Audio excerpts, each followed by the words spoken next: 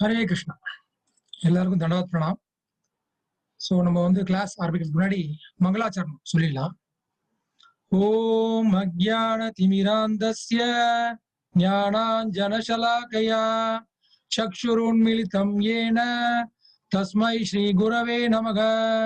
ஸ்ரீ சைத்தன்ய மனோபீஷ்டம் ஸ்தாபிதம் ஏன பூதலே ஸ்வயம் ரூப கதா மஹ்யம் ததாதி ஸ்வபதாந்திகம். வந்தேஹம் ஸ்ரீகுரு ஸ்ரீயுதா பதகமலம் ஸ்ரீகுருன் வைஷ்ணவாம்ஸ்ச ஸ்ரீரூபம் சாக்ரஜாதம் சககண ரகுநாதான்விதம் தம் சஜீவம் சாத்வைதம் சாவதூதம் பரிஜன சகிதம் கிருஷ்ண சைத்தன்ய தேவம் ஸ்ரீராதா கிருஷ்ண பாதான் சககண லலிதா ஸ்ரீ விஷாகான்விதாம்ஸ்ச. हे कृष्णा करुणा सिंधु दीन बंधु जगतपते गोपेश गोपिका कांत राधा कांत नमोस्तुते. तप्त कांचन गौरांगी राधे वृंदावनेश्वरी वृषभानुसुते देवी प्रणमामि हरिप्रिये. वाञ्छाकल्पतरुभ्यश्च कृपा सिन्धुभ्य एव च पतितानां पावनेभ्यो वैष्णवेभ्यो नमो नमः. श्री कृष्ण चैतन्य प्रभु नित्यानंद श्री अद्वैत गदाधारा श्रीवासादि गौर भक्त वृंदा. हरे कृष्णा कृष्णा कृष्णा हरे हरे हरे राम राम राम हरे हरे.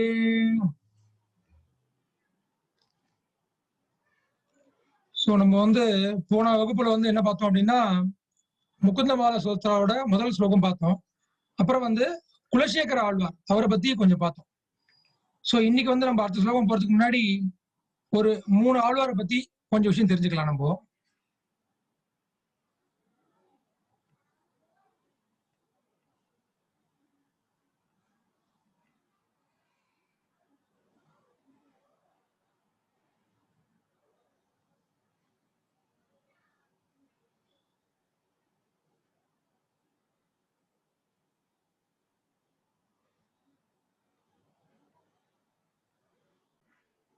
சோ இன்னைக்கு நம்ம 3 ஆழ்வாரை பத்தி பார்க்க போறோம்.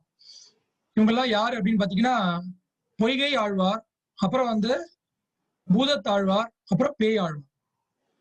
இவங்க 3 பேரும் பாத்தீங்கன்னா எப்ப அவதாரம் பண்ணிருக்காங்க அப்படின்னு பாத்தீங்கன்னா, துவாபர யுகத்துல அவதாரம் பண்ணிருக்காங்க அப்படின்னு சொல்லப்பட்டிருக்கு. சோ சில ஆழ்வார்கள் அந்த துவாபர யுகத்தோட முடிவுல அவதாரம் பண்ணிருக்காங்க. சில ஆழ்வார்கள் கலியுகத்தோட ஆரம்பத்துல அவதாரம் பண்ணிருக்காங்க. சோ இவங்களை பத்தி பார்க்கலாம். முதல்ல பொய்கை ஆழ்வார். அவர் எப்படி தோன்றினார் அப்படின்னு பாத்தீங்கன்னா, ஒரு குளத்துல நடுவுல ஒரு தாமரை பூக்கிறது, அந்த தாமரையில அந்த குழந்தை தோன்றது. நம்ம குலசேகர ஆழ்வார் பார்க்கும்போது எப்படி பார்த்தோம்னா, அவர் ஒரு தாய் தந்தை மூலமா அவதாரம் பண்ண மாதிரி பார்த்தோம். ஆனா குலசேகர ஆழ்வார் சாதாரண ஆள் கிடையாது.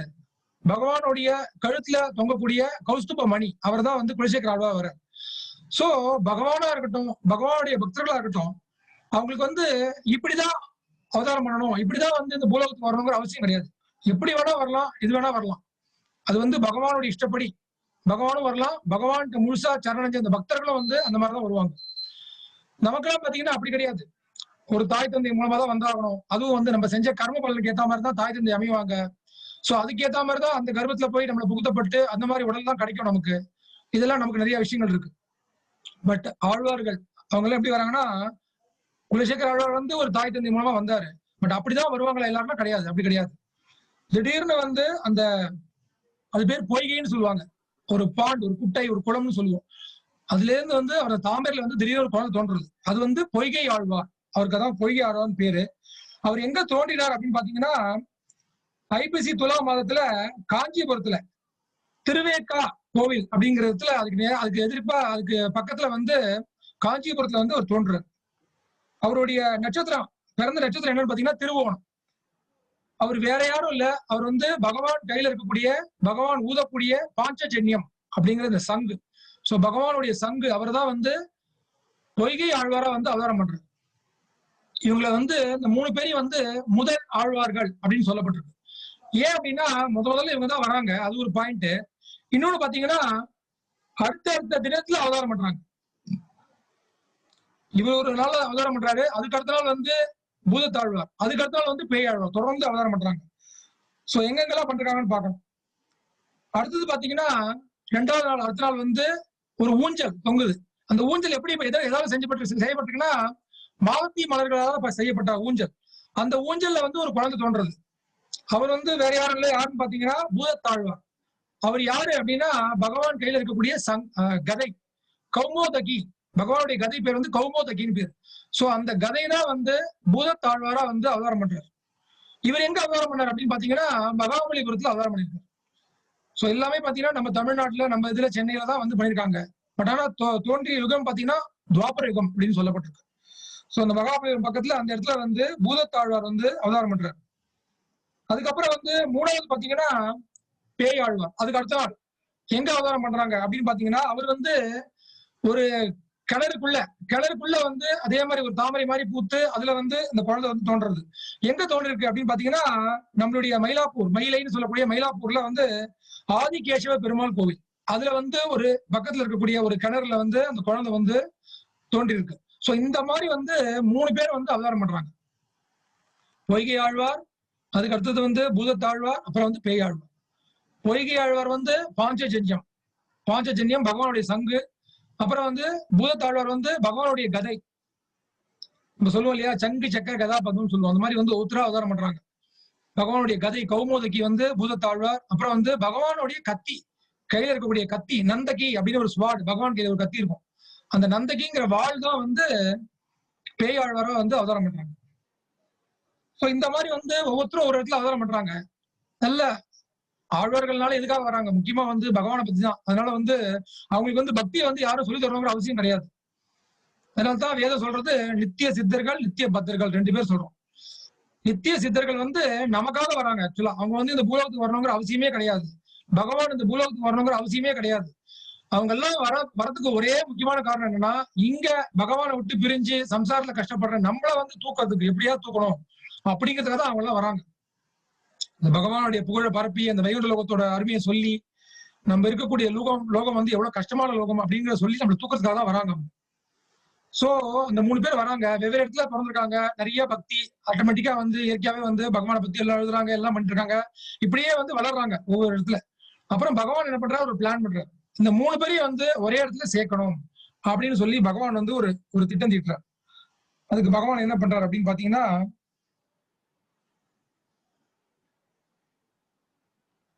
3 பேருக்கும் வந்து ஒரு ஏஜ் ஆயிடுது வச்சுக்கோங்களேன். ஒரு வயசு ஆயிடுது அவங்களுக்கு, ஒரு 25 வயசு ஆயிடுது வச்சுக்கோங்க. அந்த மாதிரி ஏஜ்ல வந்து என்ன ஆகுதுன்னா 3 பேருக்கும் ஒரே நாள்ல பகவான் வந்து கனவுல தோன்றாரு. கனவுல தோண்டிட்டு என்ன சொல்றாருன்னா, அவங்க வந்து அதுக்கு முன்னாடி நிறைய கோவில் போயிட்டே இருக்காங்க. அப்ப வந்து பகவான் வந்து சொல்றார், திருக்கோவிலூர் அப்படிங்கிற இடத்துல வந்து உலகளந்த பெருமாள் கோவில். பகவான் வந்து வாமன அவதாரம் எடுக்கிறார். வாமன அவதாரம் எடுத்துட்டு அதுக்கப்புறம் வந்து உலகளந்த பெருமாள் ஆயிடுறார். 3 அடி மண்ணு கேட்கிறார். அப்புறம் வந்து அதை அளக்கும் போது பகவான் வந்து விஸ்வரூபம் எடுத்துட்டு உலகளந்த பெருமாள் ஆயிடுறார். சோ அந்த அளந்த பெருமாள் கோயில்ல வந்து திருக்கோவிலூர்ல இருக்கு. அதுக்கு வந்து நீங்க 3 பேரும் நாளைக்கு வாங்க அப்படின்னு சொல்லி பகவான் கனவுல சொல்றாரு. சோ 3 பேரும் அதை நோக்கி வராங்க. அதுல இருந்து பிரயாணம் பண்றாங்க, பண்ணிட்டே இருக்காங்க. அப்படியே பண்ணும்போது என்ன ஆகுதுன்னா, திடீர்னு பார்த்தா பகவானுடைய ஏற்பாட்டுல ஒரே புயல், மின்னல், மழை அடிக்குது, ஒரே அடிக்குது. அப்ப என்ன ஆகுது, அந்த கோவில் நெருங்கும் போது அந்த நெருக்கத்துக்கு முன்னாடி ஒரு இடத்துல வந்து ஒரு வீட்டுல பாத்தீங்கன்னா ஒரு வரண்டா மாதிரி ஒரு இடம், அந்த இடம் தான் கிடைக்குது. சோ முதல்ல வந்து பொய்கை ஆழ்வார் வர்றாரு. பொய்கை ஆழ்வார் வந்துட்டு சின்ன இடம், ரொம்ப சின்ன இடமா இருக்கு. சோ அந்த இடத்துல பாக்குறாரு, சரி கொஞ்ச நேரம் இங்க ஒதுங்கிக்கலாம் அப்படின்னு சொல்லிட்டு அப்படி போய் நிக்கிறார். நின்னுட்டு என்ன பண்றார், ஒருவர் நிற்கலாம் அப்படிங்கிறார். ஒருத்தர் நிக்கிற மாதிரி இடம் இருக்கு, இந்த இடம் அவ்வளவுதான் இருக்கு, ஒருவர் நிற்கலாம் அப்படிங்கிறாங்க. ஐ மீன் ஒருவர் படுக்கலாம் அப்படிங்கிறார். படுத்துடுறார், ராத்திரி வேலை, அதனால வந்து படுத்துறாரு. படுத்துட்டு சொல்றார், ஒருவர் படுக்கலாம் அப்படிங்கிற உடனே வெளியே ஒரு குரல் வருது. அடுத்தது பாத்தீங்கன்னா யார் இருக்காங்க அப்படின்னு பூதத்தாழ்வார் பக்கம் வந்துட்டு இருக்காரு. அவர் வந்து சொல்றார், இருவர் அமரலாம் அப்படிங்கிறார். உடனே வந்து பார்த்தா யாருன்னு பார்த்தா ஒரு பெரிய வைஷ்ணவர் வந்திருக்காரு. அதுக்கப்புறம் தான் ஒருத்தர் இன்ட்ரெஸ்ட் பண்ணிக்கிறாங்க. இந்த மாதிரி வந்து நான் வந்து பொய்கை ஆழ்வாங்கிறார், அவர் வந்து பூதத்தாழ்வாங்கிறார். 2 பேரும் வந்து சோ பக்தர்கள் சேர்ந்தாலே என்ன ஆகும் அப்படின்னா பகவான் சொல்றார், நச்சித்தா கத பிராணா போதயந்த பரஸ்பரம் கதையந்தஷ்ட மாம் நித்யம் துஷ்யந்திச்ச ரமந்திச்ச. சோ நம்ம பௌதிக லோகத்துல நம்ம 2 பேரும் சேர்ந்தோம்னா என்ன பண்ணுவோம், நிறைய வம்பு பேசுவோம், இவங்களை பத்தி பேசுவோம், அவங்கள பத்தி பேசுவோம், இதை பத்தியோ பேசுவோம், இல்ல நம்ம வாழ்க்கையில் இருக்கக்கூடிய பிரச்சனைகளை பத்தி பேசுவோம், இதுதான் டிஸ்கஸ் பண்ணுவோம். பட் பக்தர்களும் சேர்ந்தா என்ன பண்றாரு, பகவான் சொல்றார், என்னை பத்தி மட்டும்தான் பேசுறாங்க, அவங்க வேற எதுவுமே பேசுறது இல்லை. என்னுடைய நாம ரூப குணலீலையை பத்தி தான் பேசிட்டு இருக்காங்க, வேற எதுவுமே பேசுறது இல்ல அப்படின்னு பகவான் சொல்றாரு. சோ 2 பேரும் உட்காந்து பேச ஆரம்பிச்சிடறாங்க பகவானை பத்தி, பகவானுடைய புகழை பத்தி. இவர் சொல்றாரு, அவர் சொல்றாரு, 2 பேரும் பேசிட்டு இருக்காங்க. அப்புறம் கொஞ்ச நேரம் கழிச்சு ஒரு இன்னொரு குரல் வருது.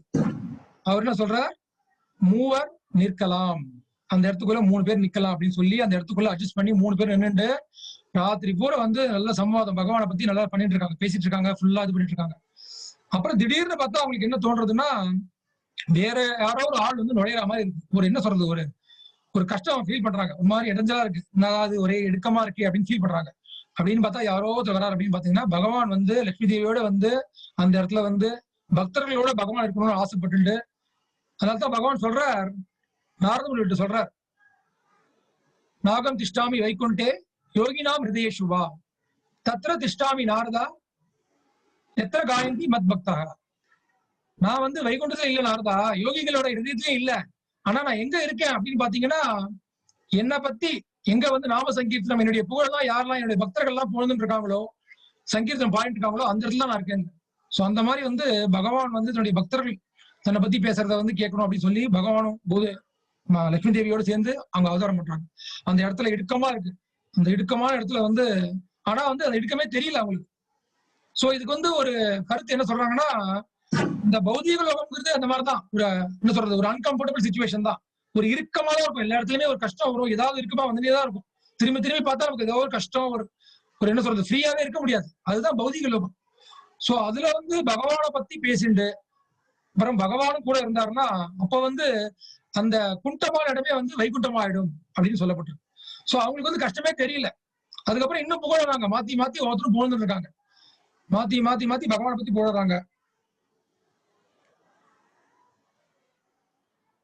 சோ 3 ஆழ்வார்கள் வந்து கண்ணுல வந்து பகவானை பார்த்தோன்னே தாரத்தரையா தண்ணி வருது அவங்களுக்கு, ஆனந்த கண்ணீர் பெருக்கெடுத்து ஓடுது. அப்புறம் என்ன பண்றாங்க, பொய்கை ஆழ்வார் வந்து அந்த 4000 திவ்ய பிரபந்தத்துல முதல் வரி எழுதுறார். அவர் என்ன எழுதுறாரு அப்படின்னு பாத்தீங்கன்னா, இந்த உலகத்தையே வந்து நான் வந்து ஒரு விளக்கா எடுத்துக்கிறேன் அப்படிங்கிற அவருடைய வர்ணனை அந்த மாதிரி வருது. இந்த உலகத்தையே வந்து நான் விளக்கா ஆகிட்டு, அதுல வந்து அந்த உலகத்துல இருக்கக்கூடிய அந்த கடல் இருக்கு இல்லையா, அந்த கடல்ல இருக்கக்கூடிய தண்ணியை வந்து நான் எண்ணெயா ஊத்தி, அதுக்கப்புறம் வந்து சூரியனை வந்து தீபமா ஏத்தி உங்களுக்கு நான் அர்ப்பணம் பண்றேன் அப்படிங்கிற. சோ இதுல என்ன புரிஞ்சுக்க வேண்டிய விஷயம் என்னன்னா, பகவான வந்து எவ்வளவுதான் நம்ம புகழ்ந்தாலும், பகவானுக்கு எவ்வளவுதான் கிராண்டா பண்ணாலும் போறவே போறாது. நம்ம சொல்லுவோம் இல்லையா, பகவானுக்கு எல்லாம் கிராண்டா பண்றோம், கிராண்டா பண்றோம், அது போறவே போறாது எவ்வளவுதான் கிராண்டா பண்றாலும். அதனாலதான் இவர் என்ன பண்றார், உலகத்தையே வந்து ஒரு விளக்கா கருதுறார். அதுல இருக்கக்கூடிய சமுதிரத்தை வந்து அது எண்ணெயா கருதுறார். அப்புறம் வந்து அதுல ஏற்றக்கூடிய தீபம் என்ன, சூரிய ஒளி. அந்த ஒளி கூட பத்தாது பகவானுக்கு தீபம் காட்டணும்னா. சோ பகவானுக்கு இது போறோம் அப்படின்னு நினைக்கிறதுனால தான் நமக்கு பிரச்சனையா இருக்கு. பகவானுக்கு இது போறோம், ஆனா எனக்கு போறாது, எனக்கு இன்னும் வேணும், எனக்கு இன்னும் வேணும், இதுவும் வாங்கணும், அதுவும் வாங்கணும், கார் வாங்கணும், பங்களா வாங்கணும், எல்லாம் கிராண்டா எனக்கு இருக்கணும் அப்படின்னு நம்ம யோசிக்கிறதுனால தான் பௌதிகத்துல உட்காந்து அவசரப்படும். எல்லாமே பகவானுக்கு அர்ப்பணிக்கணும். ஏன்னா எல்லாத்துக்குமே வந்து பகவான் சொல்றாரு இல்லையா, போக்தாராம் யஜ்ய தபசாம் சர்வலோக மகேஸ்வரம். சோ எல்லாத்துக்குமே அனுபவிப்பாளர், எல்லாத்தையும் அனுபவிக்கக்கூடிய அனுபவிப்பாளர் நான் தாங்கிறது, பரம அனுபவிப்பாளர். அப்புறம் பரம ப்ரொப்ரைட்டர், பரம சொந்தக்காரன், ஆளுநர் நான் தான்ங்கிற. அப்புறம் சுகிருதம் சர்வபூதானாம், இதெல்லாம் நான் சொந்தக்காரனா இருக்கேன், அதனால வந்து உங்களை எல்லாம் ஏறி முதிக்க போறேன் நான் கிடையாது. சுகிருதம் சர்வபூதானாம், உங்களுடைய நலன் விரும்பி, பரம நலன் விரும்பி நான் தாங்கிறார் பகவான். பகவானை காட்டிலும் நலன் விரும்பி யாருமே கிடையாது. சோ அந்த மாதிரி வந்து பொய்கை ஆழ்வார் வந்து எழுதுறார், அந்த மாதிரி பாசுரம் பாசுரம் பாடுறார். அதுக்கப்புறம் வந்து பூதத்தாழ்வார் என்ன சொல்றாரு அப்படின்னு பாத்தீங்கன்னா, நான் வந்து என்னுடைய பிரேமையை வந்து ஒரு பாத்திரமாக கருதி கொண்டு, அப்புறம் அதுல இருக்கக்கூடிய என்ன சொல்றது, அந்த இன்வால்மெண்ட் சொல்றேன். இன்வால்மெண்ட் அப்படின்னா வந்து அதுல இருக்கிற ஈடுபாடு, அந்த ஈடுபாடை வந்து நான் என்னையா ஊத்துறேன்.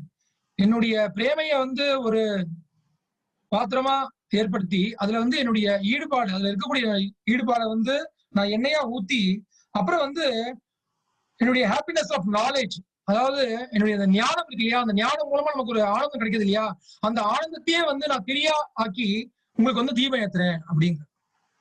சோ அந்த மாதிரி வந்து பகவானுக்கு வந்து ஒரு பேர் இருக்கு, என்னன்னா உத்தம ஸ்லோகா அப்படின்னு பேர் இருக்கு. பகவானுக்கு உத்தம ஸ்லோகான்னு ஏன் பேருன்னா, இருக்கிறதுலயே மிக உயர்ந்த வரிகள், மிக உயர்ந்த வார்த்தைகளை வந்து உபயோகப்படுத்தி பகவானை வந்து பக்தர்கள்லாம் வர்ணிப்பாங்க. நம்ம பூலோகத்திலே நிறைய பேர் வர்ணிக்கிறாங்க, ஒரு பெண்ணை பத்தி வர்ணிப்பாங்க, ஒரு நிலாவை பத்தி வர்ணிப்பாங்க, யாரையும் பத்தி வர்ணிப்பா எல்லாம் பண்ணுவோம். பட் பகவானை வர்ணிக்கிற மாதிரி யாரும் வர்ணிக்கவே முடியாது. ஏன்னா பகவான அந்த லெவல்ல வர்ணிக்கக்கூடியவர்கள் யாருன்னா பகவானை தூய பக்தர்கள் தான். இப்ப நம்ம பாகவதமே எடுத்துட்டோம்னா, பாகவதத்துல பாத்தீங்கன்னா பிரேயர்ஸ், பிரகலாத் பிரேயர்ஸா இருக்கட்டும், துருவ மகாராஜ் பிரேயர்ஸா இருக்கட்டும், எல்லாமே வந்து ரொம்ப ஹை லெவல்ல இருக்கும், ரொம்ப ஹை ஸ்டாண்டர்ட் அந்த வார்த்தைகள்லாம். அதெல்லாம் வந்து ஒரு சாதாரண ஆள் உபயோகப்படுத்த முடியாது. அதே மாதிரி சாதாரண ஆட்களுக்கு புகழத்துக்கும் உபயோகப்படுத்த முடியாது. இந்த மாதிரி ஒரு புகழ்ச்சி வந்து யாரும் பண்ணவே முடியாது. பிரபுபா சொல்றார், it is impossible to exaggerate the glories of the supreme lord, the glories of the holy name. என்ன சொல்றாருன்னா, நீ எவ்வளவுதான் புகழ்ந்துட்டே வாங்க, நீ எவ்வளவு புகழ்ந்தாலும் சொல்லுவோம் இல்லையா, நம்ம பௌதிகத்தை சொல்லுவோம், ரொம்ப பில்டப் பண்றாங்கப்பா, ஒண்ணு இல்லாத விஷயத்த வந்து பெருசா ஊதி ஊதி ஊதி பெருசா காட்டுறாங்கப்பா. பட் பிரபுபா சொல்ற, நீ வந்து எவ்வளவுதான் ஊதி ஊதி ஊதி காட்டினாலும் பகவானுடைய உண்மையான நிலையை வந்து உன்னால வர்ணிக்க முடியாது. நீ இவ்வளவு பகவானை புகழ்ந்தியானா பகவான் அதுக்கு மேல இருப்பார், நீ அதுக்கு மேல புகழ்ந்தியானா பகவான் அதுக்கு மேல இருப்பார். பகவானுடைய சக்திகள் வந்து மேல மேல மேல ஏறிண்டே போகும், பகவானுடைய அழகு ஏறிண்டே போகும், பகவானுடைய ஞானமா இருக்கட்டும், பகவானுடைய எல்லா வைபவமும் எல்லாமே வந்து க்ஷணத்துக்கு க்ஷணம் வந்து ஏறிண்டே போகக்கூடிய விஷயங்கள். சோ பகவானை வந்து நம்மளால வர்ணிச்சிட முடியாது. அதனால்தான் வேதம் சொல்றது, அனந்த சேஷன் ஆதிசேஷன் வந்து 1000 வாயால பகவானை வர்ணிச்சிருந்தா கூட முழுசா முடிக்க முடியல அவரால், இன்னும் பண்ணிட்டே தான் இருக்கார், யுக யுகமா பண்ணிட்டு தான் இருக்கார் பகவான். அதனாலதான் பகவான் பகவான்ங்கிறது, பகவான் சாமானிய விஷயம் கிடையாது. நம்ம வந்து அந்த பகவான்கிற வார்த்தையை ரொம்ப சாதாரணமா எடுத்துட்டோம்.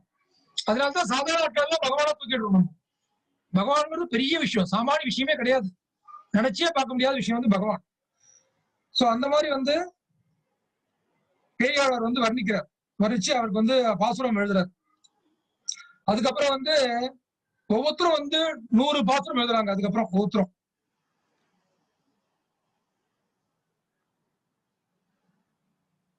சோ அந்த மாதிரி வந்து இவர் பேயாளர் சொல்றார், நீங்க 2 பேரும் பண்ண பிரார்த்தனையில வந்து நான் இந்த கடல்ல முழுகிட்டு இருக்கேன் அப்படின்னு அவர் சொல்றார். அவர் வந்து என்ன பண்றாரு, 2 வைஷ்ணவர்களையும் பாராட்டுறார். அந்த 2 பகவானை பாராட்டுறதோட காட்டிலும் உயர்ந்து என்னது, வைஷ்ணவரை பாராட்டுறது. அதனாலதான் சிவபெருமான் சொல்றாரு, ஆராதனானாம் சர்வேஷாம் விஷ்ணு ஆராதனம் பரம் தஸ்மாத் பரதரம் தேவி ததியானாம் சமர்ச்சனம். பகவானை புகழ்றது பெரிய விஷயம் தான், ரொம்ப நல்ல விஷயம் தான். அதை காட்டிலும் வைஷ்ணவரை புகழ்ந்தாக்க பகவான் வந்து அப்படி திருப்தி அடைவான். தன்னை புகழதோட வைஷ்ணவர்களை, தூய வைஷ்ணவர்களை புகழ்றது வந்து பகவானுக்கு வந்து அதோட கோடி மடங்கு திருப்தி கிடைக்கும். சோ அந்த மாதிரி வந்து பேயாளர் சொல்றாரு, நீங்க 2 பேரும் காட்டுற சொல்லக்கூடிய பிரார்த்தனைகளை வந்து நான் வந்து இன்ப கடல்ல முழுகிறேன் அப்படிங்கிறாங்க.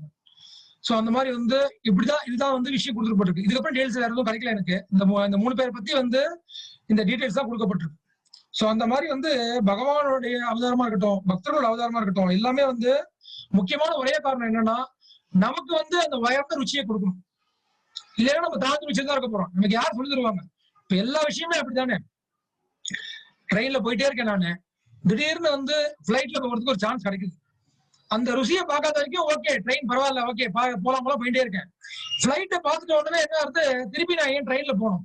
அதுக்கு இதுக்கு பெரிய டிஃபரன்ஸ் கிடையாது. ஒரு 1000 ரூபாய் 2000 ரூபாய் அதிகமானா கூட அதே போய்க்கலாமே அப்படின்னு தோண ஆரம்பிச்சது. ஏன்னா அந்த உயர்ந்த ருசியை பார்த்தாச்சு, பிளைட்ல போகும்போது சுகமா இருக்கு. அப்ப எதுக்கு நான் ட்ரெயின்ல போகணும்? ட்ரெயின்ல ரொம்ப நேரம் ஆகுது, வருது, நிறைய இடைஞ்சல்கள்லாம் இருக்கு. பிளைட்ல போனோமா உட்காந்தோமா 1 மணி நேரம் 2 மணி நேரம் போய் உட்காந்துடலாம். இப்ப கல்கட்டா பாம்பே எல்லாம் போகணும்னு வச்சுக்கோங்க, அந்த மாதிரி இருக்குன்னா ஈஸியா இருக்கு. சோ அந்த மாதிரி வந்து அந்த உயர்ந்த ருசியை பத்தி யாராவது சொல்லி கொடுத்தா தானே, இப்படி ஒண்ணு இருக்குன்னு சொன்னா தானே நமக்கு வந்து தெரிய வரும். இல்லையா நம்ம என்ன பண்ண போறோம், நம்ம போற ட்ரெயின் தான் அதான் பெஸ்ட், இருக்கிறதுல இந்த ட்ரெயின் தான் பெஸ்ட், இதான் பெஸ்ட் சொல்லி போயிட்டே இருக்க போறோம். சோ அந்த ஞானம் கொடுக்க குடிக்கிறதுக்கு தான் வந்து பகவான் அவதாரம் பண்றார், பகவானுடைய பக்தர்களையும் அனுப்புறார். இதுதான் விஷயமே, இதுதான் ஒரே உன்னத நோக்கமே. அப்பதான் வந்து புரிய வரும் பகவான் தான் எப்பேற்பட்டவர், அந்த பக்தி எவ்வளவு உயர்ந்தது, அது கொடுக்கக்கூடிய ஆனந்தம் எவ்வளவு உயர்ந்தது. நம்ம அந்த ஆனந்தம் தான் தேடிட்டு இருக்கோம். நம்ம எல்லாரும் தேடுறது ஆனந்தம் தான், தப்பே கிடையாது. பகவான் சொல்றாரு தேடலாம், தப்பு கிடையாது. ஆனா வந்து அதை வந்து தப்பான இடத்துல தேடிட்டு இருக்கோம். எப்படி வந்து ஒரு மீன் வந்து தண்ணியை விட்டுட்டு கரையில வந்து சந்தோஷமா இருக்கலாம் தேடுதோ, அந்த மாதிரி வந்து நம்ம இருக்க வேண்டிய வைகுண்டத்தை விட்டுட்டு குண்டத்துல வந்து அவ்வளவு கஷ்டப்பட்டு இருக்கோம் அப்படின்னு வந்து பகவான் வந்து கவலைப்படுறாரு நமக்காக. அதுக்காக தான் இந்த விஷயம் நடக்கிறது நமக்கு.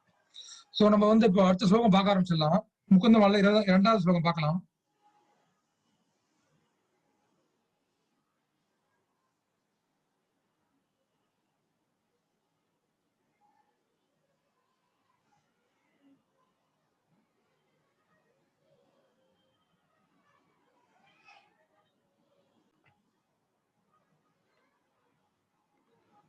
சோ முகுந்த மாலை 2வது ஸ்லோகம்.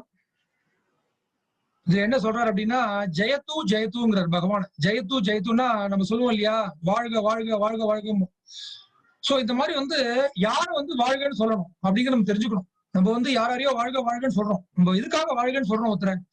ஏன்னா அவர் நல்லா இருந்தா நம்ம நல்லா இருக்கலாம் அப்படிங்கிற நம்பிக்கையில தான் பண்றோம் நம்ம. ஆனா நம்ம வாழ்க்கைன்னு சொல்றவங்க வந்து அவங்களும் நிரந்தரமா இல்ல, அவங்களும் சுபிட்சமா இல்ல. அப்போ அவங்களை நம்பி இருக்கிற நம்ம எப்படி சுபிட்சமா இருக்க முடியும்? சோ நம்ம ஒருத்தர் வாழ்க்கைன்னு சொல்றோம்னா அவங்க வந்து உண்மையிலேயே நம்மளை காப்பாற்றக்கூடியவர்களா இருக்கணும். சோ அதனாலதான் வந்து அந்த வாழ்க அப்படிங்கிற விஷயம் வந்து நம்ம ஜெய் ஜெய்ன்னு சொல்லுவோம். சில பிரபுபாத் கி ஜாய், குரு மகாராஜ் கி ஜாய், அனந்த கோட்டி வைஷ்ணவ பக்த விருந்து கி ஜாய் ஜெயம்போம். அந்த ஜெயங்கிறது அவ்வளவு முக்கியமான விஷயம் அது வார்த்தை. அதை வந்து பகவானுக்கோ பகவானுடைய பக்தர்களுக்கோ உபயோகப்படுத்தினோம்னா நம்மளும் கரை சேர்ந்துடும். நமக்கும் வந்து பெரிய லாபம், நமக்கு பெரிய இன்பம் கிடைக்கும். இந்த சம்சாரத்துல இருந்து மீளக்கூடிய வாய்ப்பு கிடைக்கும். சோ அதனாலதான் வந்து இந்த வாழ்கைங்கிறது முக்கியமான வாழ்த்து. வாழ்க ஒழிகன்னு சொல்லுவோம். சோ இந்த வாழ்கைங்கிறது முக்கியமான விஷயம். யார வந்து வாழ்கைன்னு சொல்றது அப்படிங்கிறது. சோ ஜெயத்து ஜெயத்து அப்படிங்கிற ஜெயத்து ஜெயத்துனா வாழ்க வாழ்கன்னு அர்த்தம். சோ என்ன சொல்றாரு பாத்தீங்கன்னா, ஜயத்து ஜயத்து தேவோ தேவகி நந்தனோ அயம், ஜயத்து ஜயத்து கிருஷ்ணோ விஷ்ணிவம்ச பிரதீபக, ஜயத்து ஜயத்து மேக ஷியாமல கோமலாங்கோ, ஜயத்து ஜயத்து பிருத்வி பாரநாசோ முகுந்தக. நாலு சொல்றார் பகவானை பத்தி. ஜெயத்து ஜெயத்து முதல்ல என்ன சொல்றார், ஜெயத்து ஜெயத்து தேவோ தேவகி நந்தனோ அயம். என்ன சொல்றார், அந்த தேவகியின் புத்திரனான கிருஷ்ணருக்கு, அந்த தேவனுக்கு வந்து நான் வாழ்க வாழ்கங்கிற ஜெயம் ஜெயம் வட்டம் இப்படி போன்னு சொல்றார் அந்த மாதிரி. அப்புறம் என்ன சொல்றார், ஜெயத்து ஜெயத்து கிருஷ்ணோ விஷ்ணி வம்ச பிரதீபக. சோ விஷ்ணி வம்சத்தின் பிரதீபகனா குலவிளக்குன்னு சொல்லுவோம். நம்ம ஒரு குலத்துக்கு குலவிளக்கு அப்படின்னு அந்த வாரிசு சொல்லுவோம் குலவிளக்கு அப்படின்ட்டு. நம்ம வந்து பௌதிக லோகத்துல வந்து இந்த ஃபேமிலியில வந்து நம்ம பிறந்தோம் அப்படின்னா அந்த ஃபேமிலியோட பெருமையை நம்ம எடுத்துப்போம். நம்ம சோழ பரம்பரை வச்சிருக்கோம், நம்ம ராஜவம்சம் அப்படின்னு சொல்லுவோம், அந்த மாதிரிலாம் சொல்லிப்போம். சோ அந்த வம்சத்துல வரும்போது அந்த பெருமையினால நமக்கு வந்து பெருமையை எடுத்துப்போம். பட் பகவான் தோன்றாருன்னா அந்த வம்சத்துக்கே பெருமை. அதே மாதிரிதான் போன வாட்டி பார்த்தோம், குலசேகர ஆழ்வாருக்கு அந்த பரம்பரைக்கே பெருமை. அந்த மாதிரி பகவான் தோன்றினாலும் சரி, பகவானுடைய தூய பக்தர்கள் தோன்றினாலும் சரி, அந்த குலத்துக்கு அவங்களால பெருமை. பட் மத்தபடி பாத்தீங்கன்னா நம்ம வந்து குலத்தினாலதான் நமக்கு பெருமை தேடி போனோம். பௌதிகத்துல பாத்தீங்கன்னா ஆன்மீகம்னு வரும்போது யார் வந்து தோன்றாங்களோ அந்த குலத்துக்கே பெருமையா இருக்கும். ராமர் வந்து சூரிய வம்சத்துல அவதாரம் பண்றார். இவர் வந்து கிருஷ்ணர் வந்து சந்திர வம்சம். சோ அதுல வரக்கூடிய இதுல வந்து விஷ்ணி அப்படின்னு ஒரு ராஜா இருக்கார். ரெண்டு சொல்லுவோம், யாதவ குலம்னு சொல்லுவோம், இல்லைன்னா விஷ்ணி அப்படின்னு சொல்லுவாங்க, விஷ்ணி வம்சம். சோ இதுல வந்து அந்த எதுங்கிறவர் வந்து ஒரு ராஜா. அவர் முதல்ல வரார். அவரை நான் பார்த்த வரைக்கும் என்னன்னா அந்த 7வது அரசனா வர அந்த வம்சத்துல, அந்த சோம வம்சத்துல, சந்திர வம்சத்துல 7வது ராஜாவா வரக்கூடியவர் வந்து எது.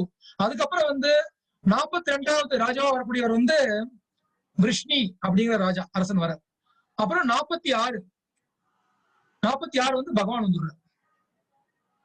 சோ கிருஷ்ணோ விஷ்ணி வம்ச பிரதீபக. சோ அந்த விஷ்ணி குலத்தின் குலவிளக்கே பிரதீபக அப்படிங்கிற.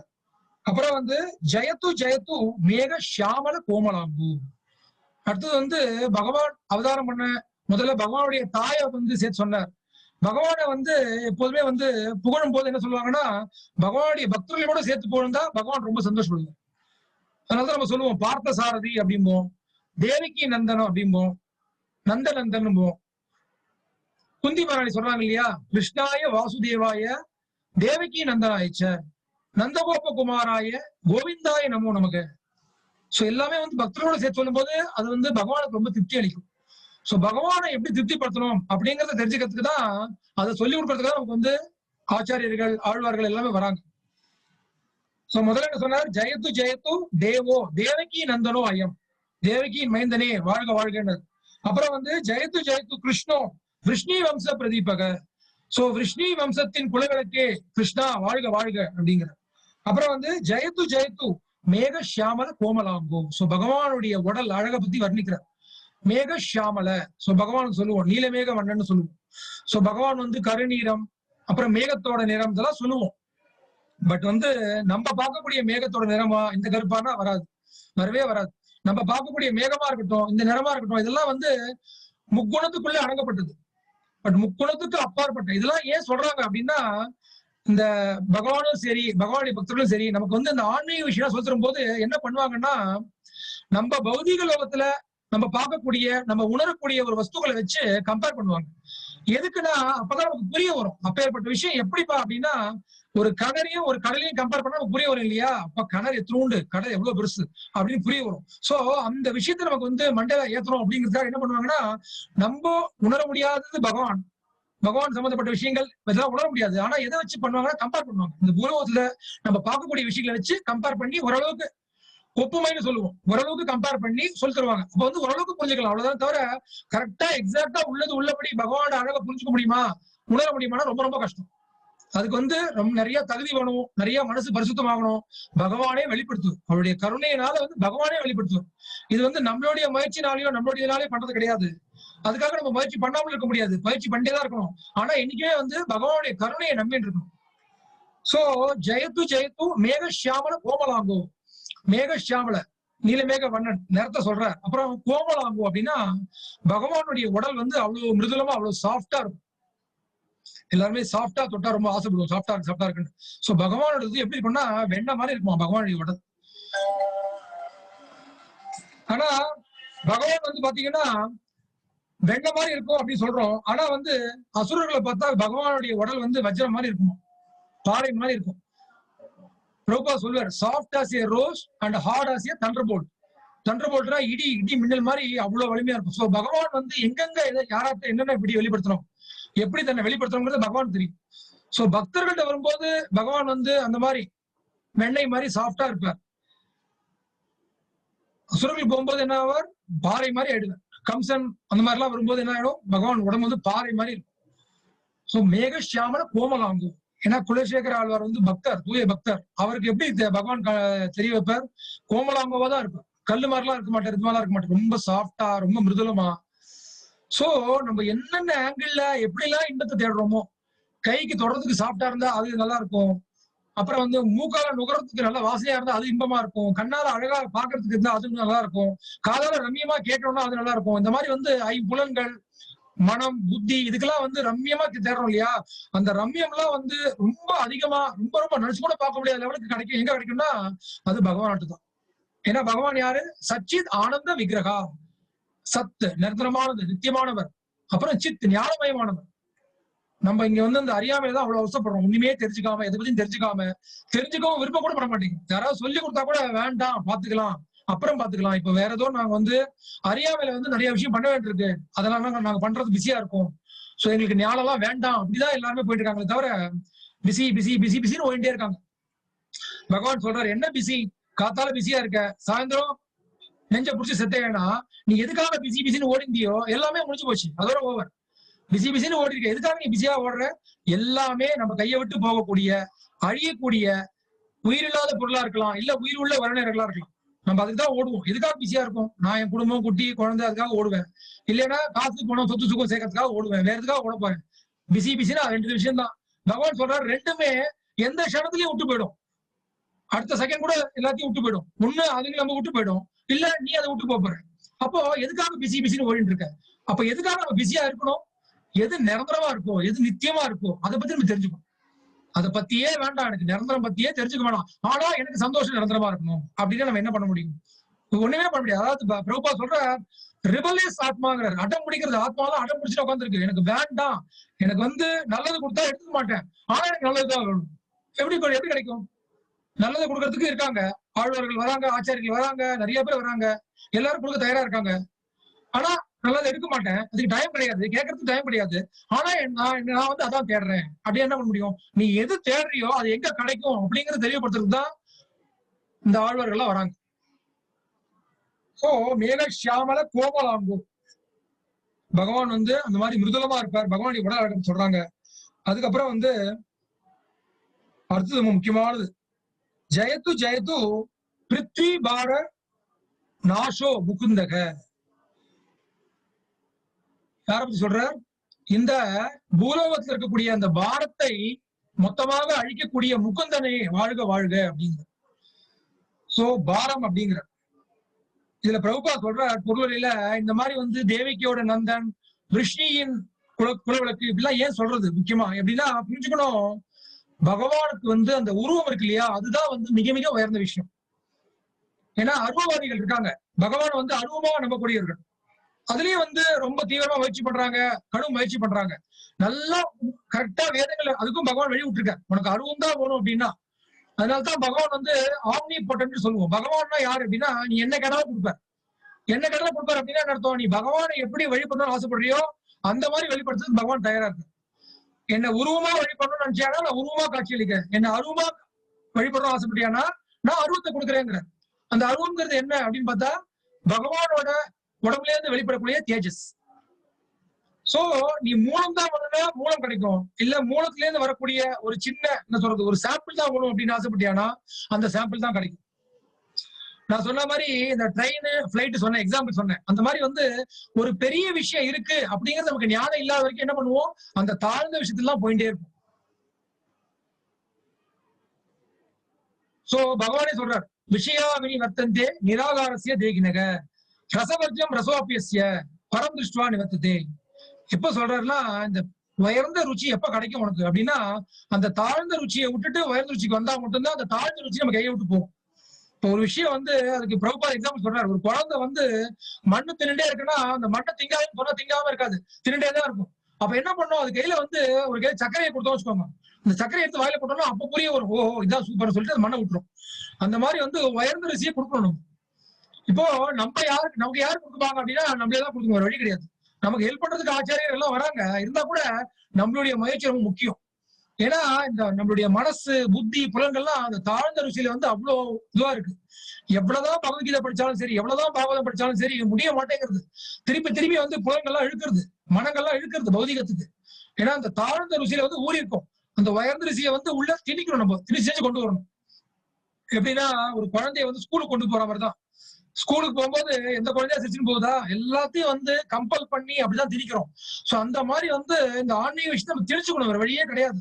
பண்ணிதான் ஆகணும், ஜெபம் பண்ணிதான் ஆகணும், பகவத்கீதா படிச்சுதான் ஆகணும், பாகவதம் படிச்சுதான் ஆகணும், கிளாஸ் கேட்டுதான் ஆகணும். திணிச்சாதான் கொஞ்சம் கொஞ்சமா என்ன ஆகும்னா அந்த மருந்து மாதிரி உள்ள போக அந்த தாழ்ந்த ருசி வெளில போகும், உயர்ந்த ருசி மேல போகும். அப்பதான் புரிய வரும், நாஸ்திகத்துக்கு மேல கர்மயோகம், கர்மயோகத்துக்கு மேல ஞான யோகம், ஞான யோகத்துக்கு மேல தியான யோகம், தியான யோகத்துல பகவான பரமாத்மா வழிபடலாம், அதோட முடிஞ்சு போச்சு. அதுக்கப்புறம் வந்து பக்தி யோகம் மிக மிக உயர்ந்தது. பகவானை நேருக்கு நேர பார்த்து கைங்கரியம் பண்ணிட்டு வெறும் தியானம் உண்டி பண்ணாம பகவானுக்கு நேருக்கு நேர சேவை செஞ்சுட்டு அந்த மாதிரி விஷயம் இருக்கக்கூடியதுதான் வந்து மிக மிக உயர்ந்தது அப்படிங்கிறது புரியும். சோ அததான் இங்க சொல்ற, யாருக்கு சந்தோஷம் இருக்குன்னா தேவகோ தேவோ தேவகி நந்தன். அதே மாதிரி நான் சொன்ன மாதிரி பகவானோ பக்தர்களோ ஒரு தாய் தந்தைக்கு வந்து பெரிய எடுக்கணும் அவசியம் கிடையாது.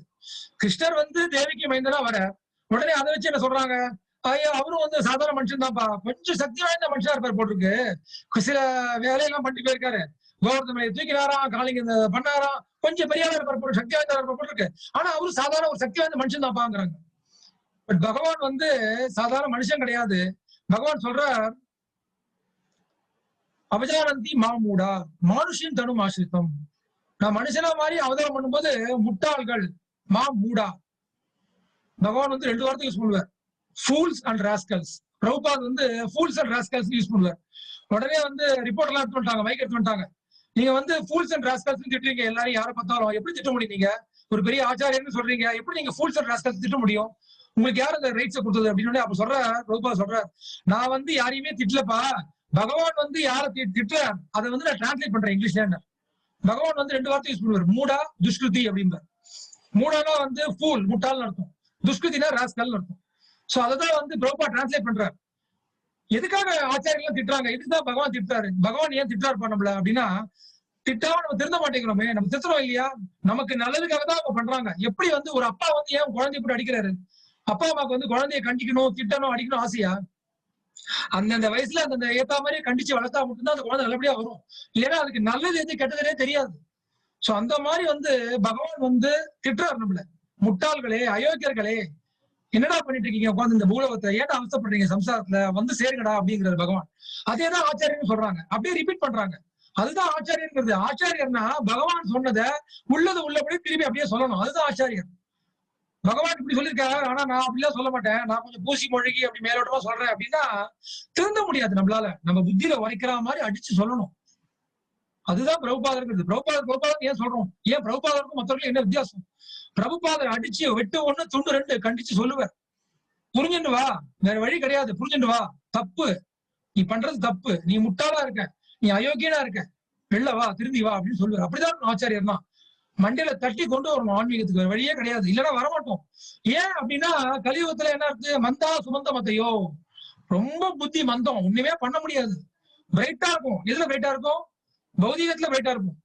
பெரிய சயின்டிஸ்ட் இருக்காங்க, டாக்டர் இருக்காங்க, இன்ஜினியர் இருக்காங்க. பௌதீக விஷயம், அழியக்கூடிய விஷயங்கள்ல சாதனையாளர்கள் எக்கச்சக்கமா இருப்பாங்க, பெரிய திறமசாலிகள். ஷேர் மார்க்கெட்லாம் பாத்தீங்கன்னா சில பேர் பூந்து விளையாடுவாங்க. ஷேர் மார்க்கெட்ல அவ்வளவு நாலேஜ், கரெக்டா போட்டு போட்டு பணத்தை எடுத்துட்டே இருப்பாங்க. எல்லாமே அழியக்கூடிய விஷயங்கள். அழியக்கூடிய பௌதிக வஸ்துக்கள்ல பெரிய ஞானியா இருந்தா பேசணும்.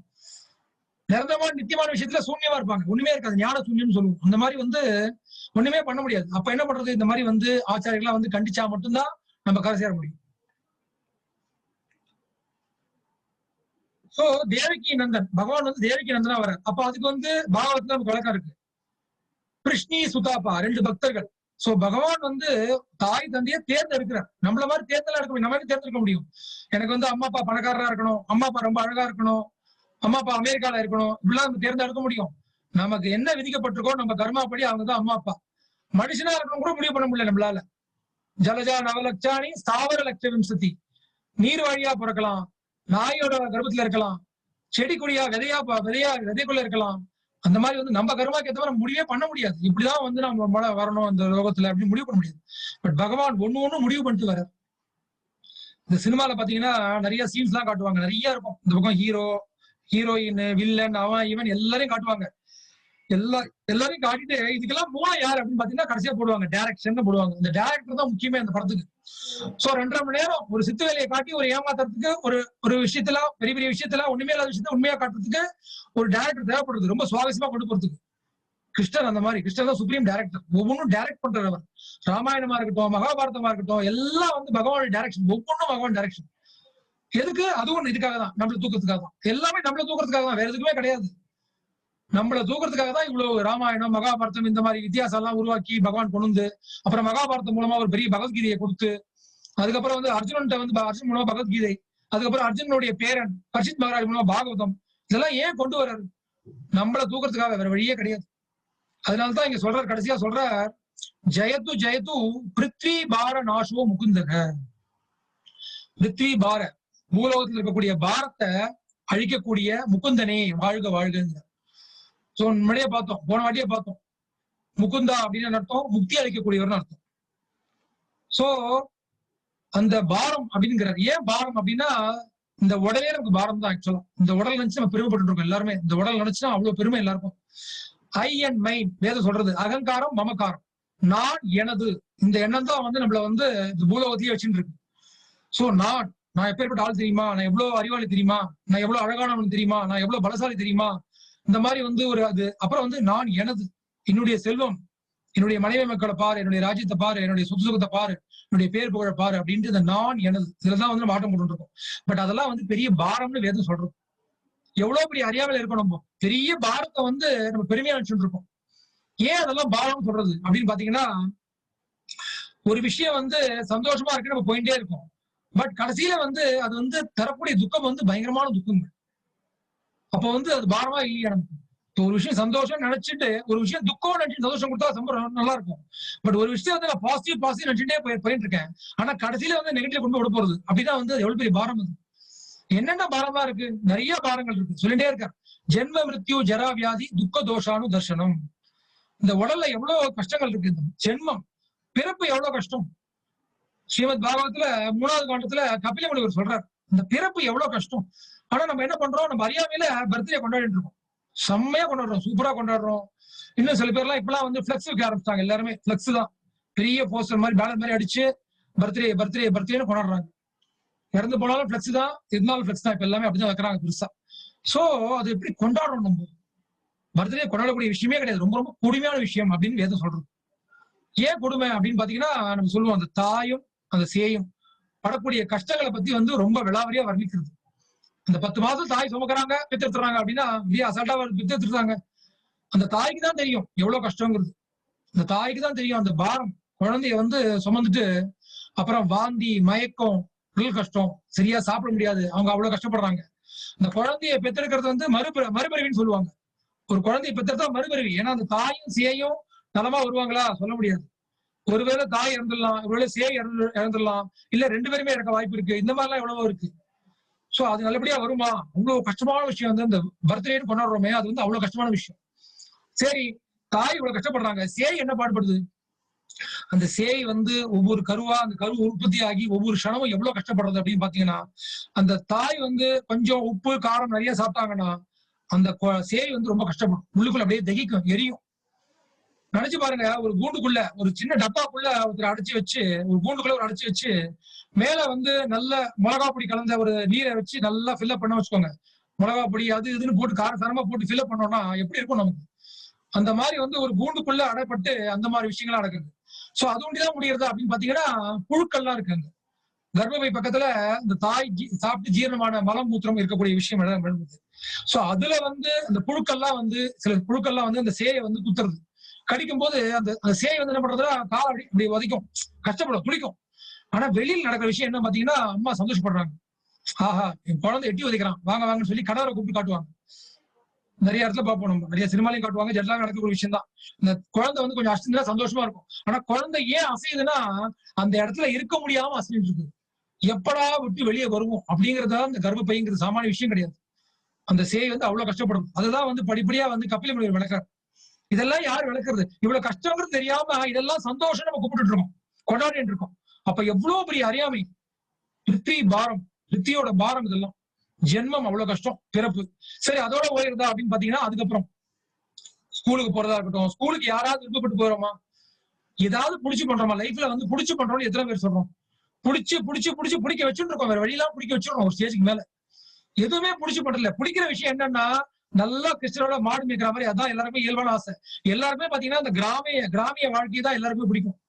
இயல்பா மனசை தொட்டு கேட்டீங்கன்னா, எல்லாருக்கும் வந்து இந்த பணம் ஓடுறதெல்லாம் பிடிக்கவே பிடிக்காது. மீட்டிங்ல அட்டன் பண்றது, இதை அட்டன் பண்றது, கம்ப்யூட்டர் மேலே உட்கார்றது, இதெல்லாம் டென்ஷன், ஒரே டென்ஷன், ஸ்ட்ரெஸ், எக்கச்சக்க ஸ்ட்ரெஸ். எல்லாருமே இயல்பான வாழ்க்கைன்னா கிராமிய வாழ்க்கை. அதுதான் பகவான் காட்டுறார் கோலோக விருந்தாவனம். பசுவை நல்லா பராமரிக்கணும், அப்புறம் விவசாயம் பண்ணா போறோம், வேற எதுவுமே தேவை கிடையாது. ரொம்ப ரம்மியமான இனிமையான வாழ்க்கை.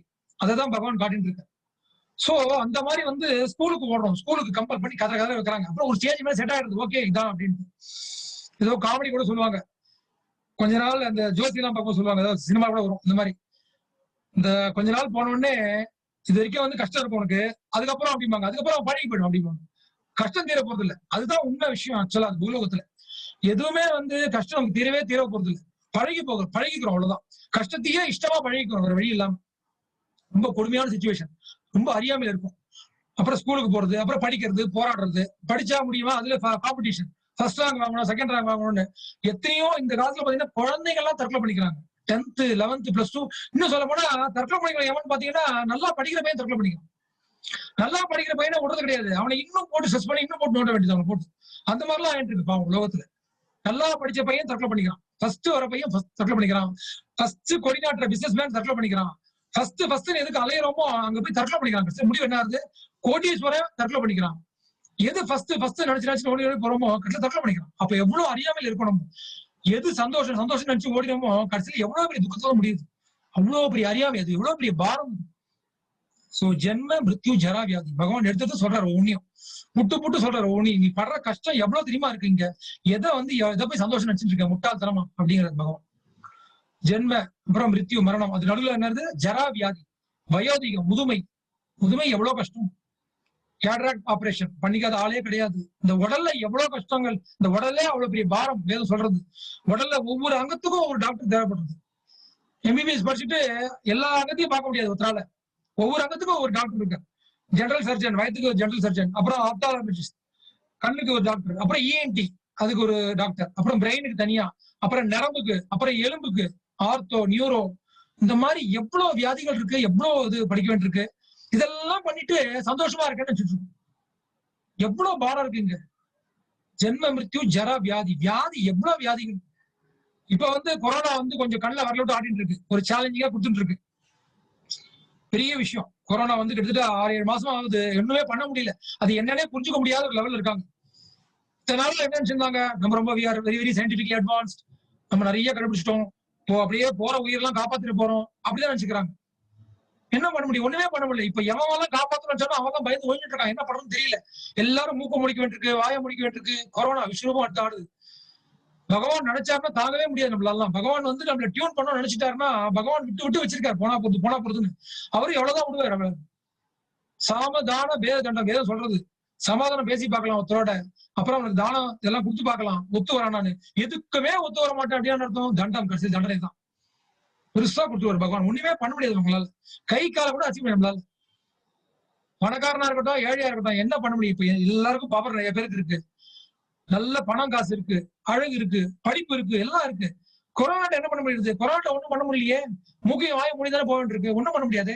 கொரோனாங்கிறது ஒண்ணுமே கிடையாது. பகவானுடைய கால் தூசிக்கு சமமான ஒண்ணுமே இல்லாத அந்த பௌதிக சக்தியோட துர்காதேவிக்கு கால் தூசி சமமான ஒண்ணுமே இல்லாத ஒரு கிருமி அது. நினைச்சு கூட பார்க்க முடியாது. பகவானுடைய சக்தியை கம்பேர் பண்ணா அந்த கொரோனாங்கிறது ஒண்ணுமே கிடையாது. அந்த கொரோனாவையே நம்மளால ஒண்ணுமே பண்ண முடியல. இதுக்கு அடுத்து இன்னும் நடக்கும். இன்னும் நடக்கணும்னா பகவான் என்ன பண்ணுவாரு? போனா பொறுத்து விடுவார். சரி இப்போ ரொம்ப கஷ்டப்படுறானுங்க, ஒரு புத்தியை கொடுப்பார். மருந்தை கண்டுபிடிப்பானுங்க. கொரோனாக்கு ஒரு மருந்து வரும், வராது கிடையாது. எல்லாத்துக்கும் மருந்து கண்டுபிடிச்சிருக்காங்கல்ல. வந்த உடனே ஒரு தனி ஆட்டம் வந்து நான் தான்ப்பா கொரோனாவையே நான் சாதிச்சிட்டேன், முடிச்சிட்டேன் அப்படின்னு ஒரு கெத்து வருமே தவிர பணிவே வராது. அதுதான் பூலோகம். ரிபலேஸ் ஆத்மா. பிரபுபா சொல்றாரு, ஆத்மாவும் அட்டம் பிடிச்சிட்டு இருக்க உட்காந்துட்டு என்ன செஞ்சாலும் நான் போராடி வரேன். நான் எனக்கு கடவுள் தேவையில்லை, எனக்கு பகவான் தேவையில்லை, எனக்கு குருமார்கள் தேவையில்லை, உண்மையான ஆன்மீகமே தேவையில்லை. எனக்கு போலித்தனமான ஆன்மீகம் இருக்கட்டும், அது ஓகே, ஒத்துக்கிறேன். ஏதோ யோகா பண்ணு ஏதோ பண்ணா சரி. என்னையா கிருஷ்ணரை பத்தி இவ்வளவு சொல்றீங்க, அவர்கிட்ட போய் சரணாடினா அவர் தான் கடவுளா? எவன் ஒத்துக்க முடியாது. வேதம்லாம் இருக்கா, அதெல்லாம் படிக்க முடியாது. சொல்லி கொடுக்குறீங்களா? கேட்க மாட்டோம். டைம் கிடையாது எங்களுக்கு. என்னவோ நாங்க எங்க இஷ்டப்படிதான் ஆன்மீகம் பண்ணுவோமே தவிர உண்மையான ஆன்மீக பக்கம் நாங்க வரவே மாட்டோம் அப்படின்னு அடம் பிடிச்சிருக்கு ஒரு ஜீவாத்மா. அதுதான் வந்து பெரிய பாரம், அறியாமைங்கிற பாரம். இந்த பாரத்துல தான் அவசப்படுறோம். ஜென்ம மிருத்யு ஜரா வியாதி,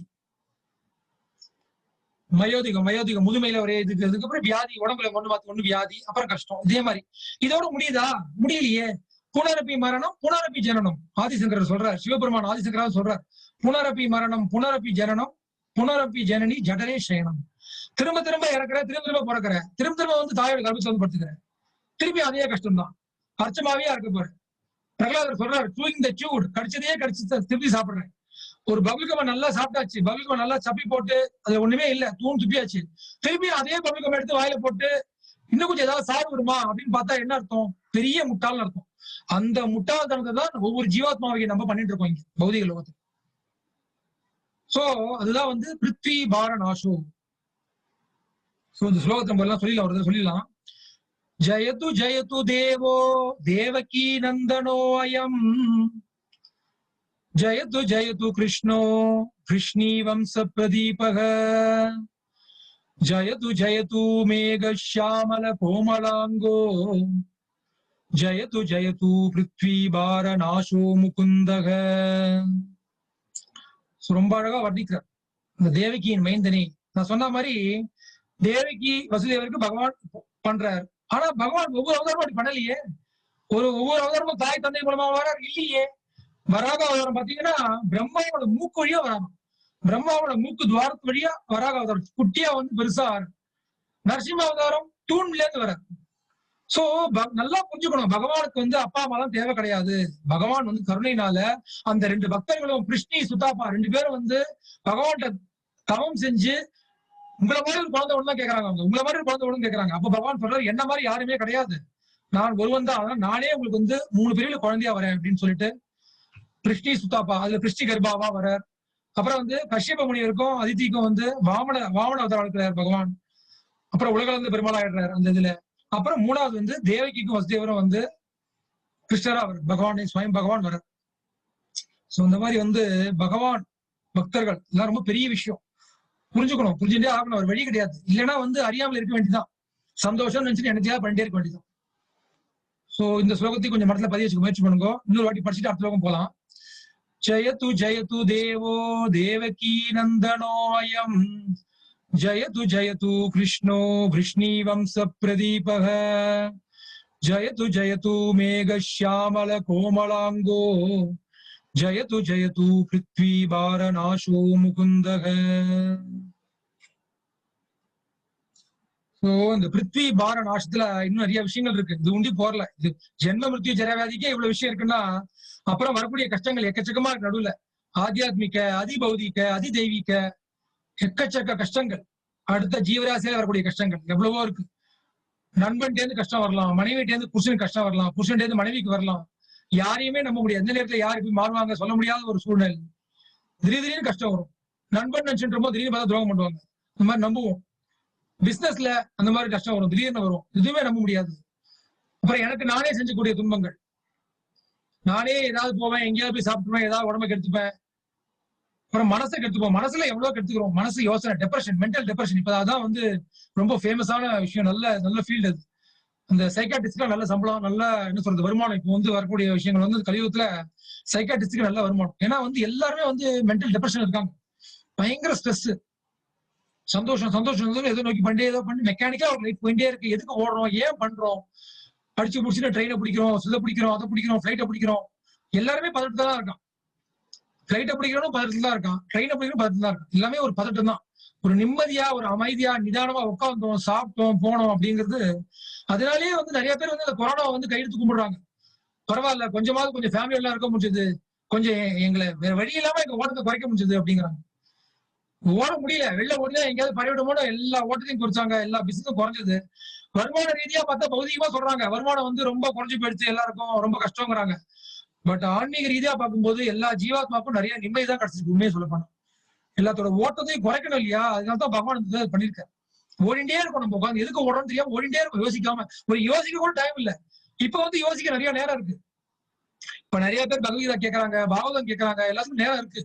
பகவான் கொடுத்துட்டாரு, வெளியில்லாம உட்காரு உட்காரு சொல்லுவோம் இல்லையா? ஒரு குழந்தை விஷமம் பண்ணே இருந்ததுன்னா சொல்லி சொல்லி பார்ப்போம். அப்புறம் என்ன பண்ணுவோம், குச்சி எடுத்துட்டு உட்கார மரியாதையா, ஏன்னா அவ்வளவுதான் உட்கார் அப்படின்னு உடனே அப்புறம் உட்கார அந்த குழந்தை. அந்த மாதிரி வந்து கொரோனாங்கிற பெரிய குச்சி எடுத்து பகவான் வந்து அப்படியே உட்கார வச்சாரு எல்லாரும், டக்கு டக்கு டக்குன்னு. அதனால சில பேர் வந்து கொஞ்சம் அதுலயே வந்து எல்லாரும் வந்து அப்படியே வந்துள்ள, சில பேர் கொஞ்சம் வந்து கொஞ்சம் பகவத்கீதை கேட்கலாம் இந்த நேரத்துல. பிசின்னு சொல்லிட்டே இருந்தோம், அப்புறம் அப்புறம் பாக்கலான்ட்டு. இப்போ வந்து எத்தனை நாள் இருக்க போறேனே தெரியல, அந்த மாதிரி நிலைமை வந்துருச்சு. சோ இப்போ கொஞ்சம் பகவத்கீதா கேட்கலாமே, பாகவதம் கேட்கலாமே அப்படிங்கிற மாதிரி நிறைய பேர் வராங்க. சோ அந்த மாதிரி வந்து வேற வழி கிடையாது. இதெல்லாம் வந்து பகவான் நம்ம நன்மைக்காக தான் பண்றாரு. ஏன்னா நம்ம இருக்கக்கூடிய இடம் இது இல்ல. இங்க சந்தோஷம், வி வாண்ட் டு என்ஜாய் அப்படிங்கிறது வந்து இங்க கிடையாது. நம்ம என்ஜாய் பண்ணணும்னு ஆசைப்படுறது கரெக்ட், சுபிக்ஷமா இருக்கணும்னு ஆசைப்படுறது கரெக்ட், ஆரோக்கியமா இருக்கணும்னு ஆசைப்படுறது கரெக்ட், நம்ம ஆசைப்படுறது எல்லாமே கரெக்ட். ஆனா இந்த இடத்துல இந்த உடல்ல அது முடியவே முடியாது. ஆரோக்கியமா இருக்கணும் என்ன அர்த்தம்? சச்சித் ஆனந்த விக்கிரகா, அந்த மாதிரி உடல் கிடைக்கணும். நம்ம பகவானுக்கு எப்படி உடல் இருக்கோ அதே மாதிரி நமக்கு ஆன்மீக உடலை கொடுக்கறதுக்கு பகவான் காத்துட்டு இருக்காரு. அந்த உடல் நம்ம கிட்ட இருக்கு, ஆனா வெளிப்படலை, அறியாமையில மாட்டிட்டு இருக்கும். அதனால்தான் தேவையில்லாம ஒரு பௌதிக உடலை எடுத்துட்டு இருக்கும். அதுல 2 விதமான உடல், ஸ்தூல உடல், சூட்சம உடல். மேலோட்டமா இருக்கக்கூடிய உடல் ஒண்ணு, இன்னொன்னு வந்து மனம், புத்தி, அகங்காரம், பொய் அகங்காரம். முக்கியமா அகங்காரம்னா நான் என்னை பத்தி என்ன நினைச்சிட்டு இருக்கேன், அகங்காரம் நான் என்னவா நினைச்சிட்டு இருக்கேன் என்ன. அதனாலதான் அகங்காரம்னா ஜென்ரலா சொல்லுவோம், ஒரே ஆணவம் அகங்காரம் மொத்தமா கெடுதல் சொல்லுவோம். பட் வேதம் வந்து 2ஆ பிரிக்கிறது. அகங்காரத்திலேயே நல்ல அகங்காரம் இருக்கு, கெட்ட அகங்காரம் இருக்கு. பொய் அகங்காரம், உண்மை அகங்காரம். நான் யாரு அப்படின்னு வந்து நான் இந்த உடல் அப்படின்னு நினைச்சுட்டேன்னா அது பொய் அகங்காரம். அது வந்து சம்சாரத்துல அழுத்திதான் இருக்கும். நான் உடல் அல்ல, ஆத்மா. அதுதான் பகவான் பேசிக்கா ஆரம்பிக்கும். எதுவுமே புரிஞ்சுக்க முடியல நம்மளால. நான் உடல் அல்ல, ஆத்மாங்கிறது கூட சொல்லி தரத்துக்கு ஆள் கிடையாது. ஆனா ஸ்பிரிச்சுவல் இன்ஸ்டிடியூஷன் பாத்தீங்கன்னா எக்கச்சக்கமா இருக்கு. ஆன்மீக நிறுவனம்ங்கிற பேர்ல எக்கச்சக்கமா இருக்கு. எக்கச்சக்க கூட்டங்கள், எக்கச்சக்க உலகம் பூரா பிரான்சஸ் இருக்கு, எல்லாம் இருக்கு. ஆனா நான் உடல் அல்ல, ஆத்மா அப்படிங்கறது யாராவது புரிஞ்சுட்டீங்களா அப்படின்னு கேட்டா யாரும் புரிஞ்சுக்கல. திருப்பி திருப்பி உடல் தான் போயிட்டு இருக்கும். இந்த உடலை எப்படி ஆரோக்கியமா வச்சுக்கிறது, இந்த யோகா பண்ணா, இந்த பிராணாயம் எல்லாம் பண்ணா உடல் நல்லா ஆரோக்கியமா இருக்குமா?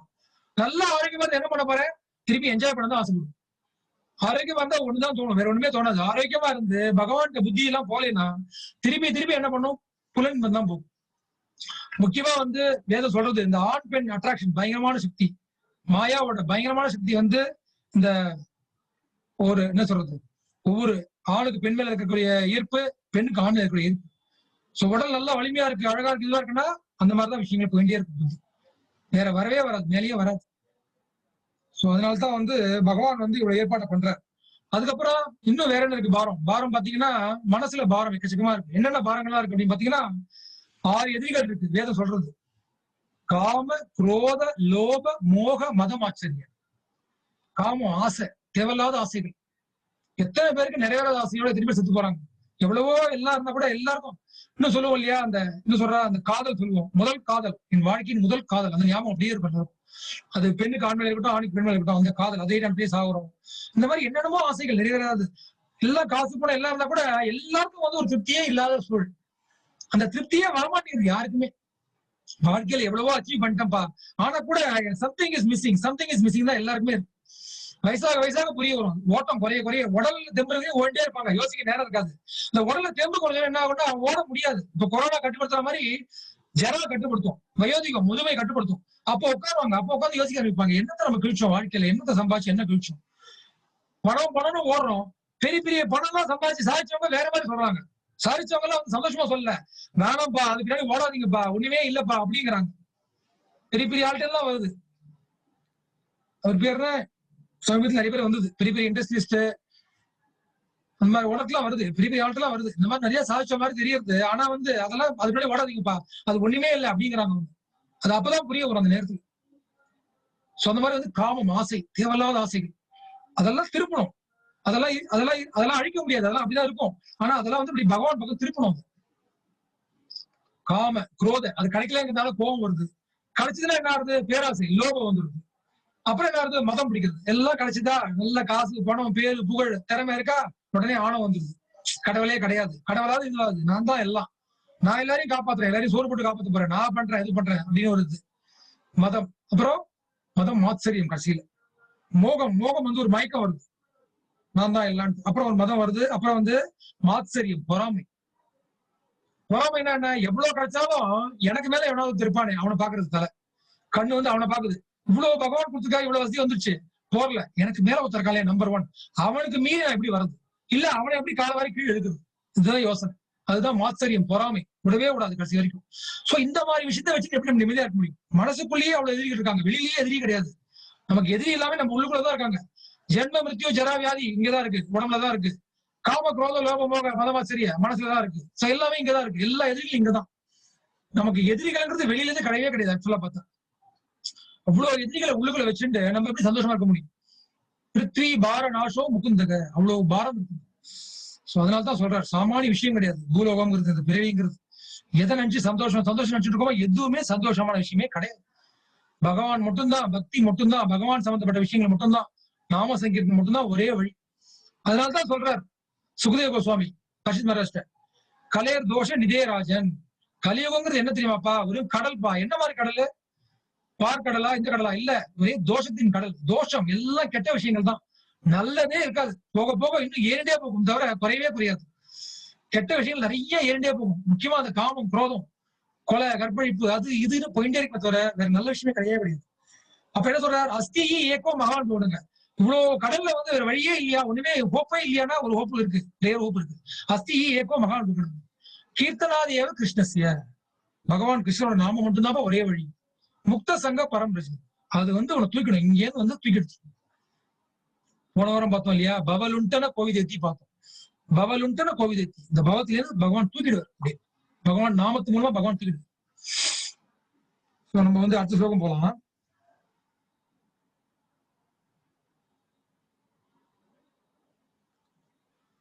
சோ முகுந்தமால ஸ்தோத்ரா 3வது ஸ்லோகம்.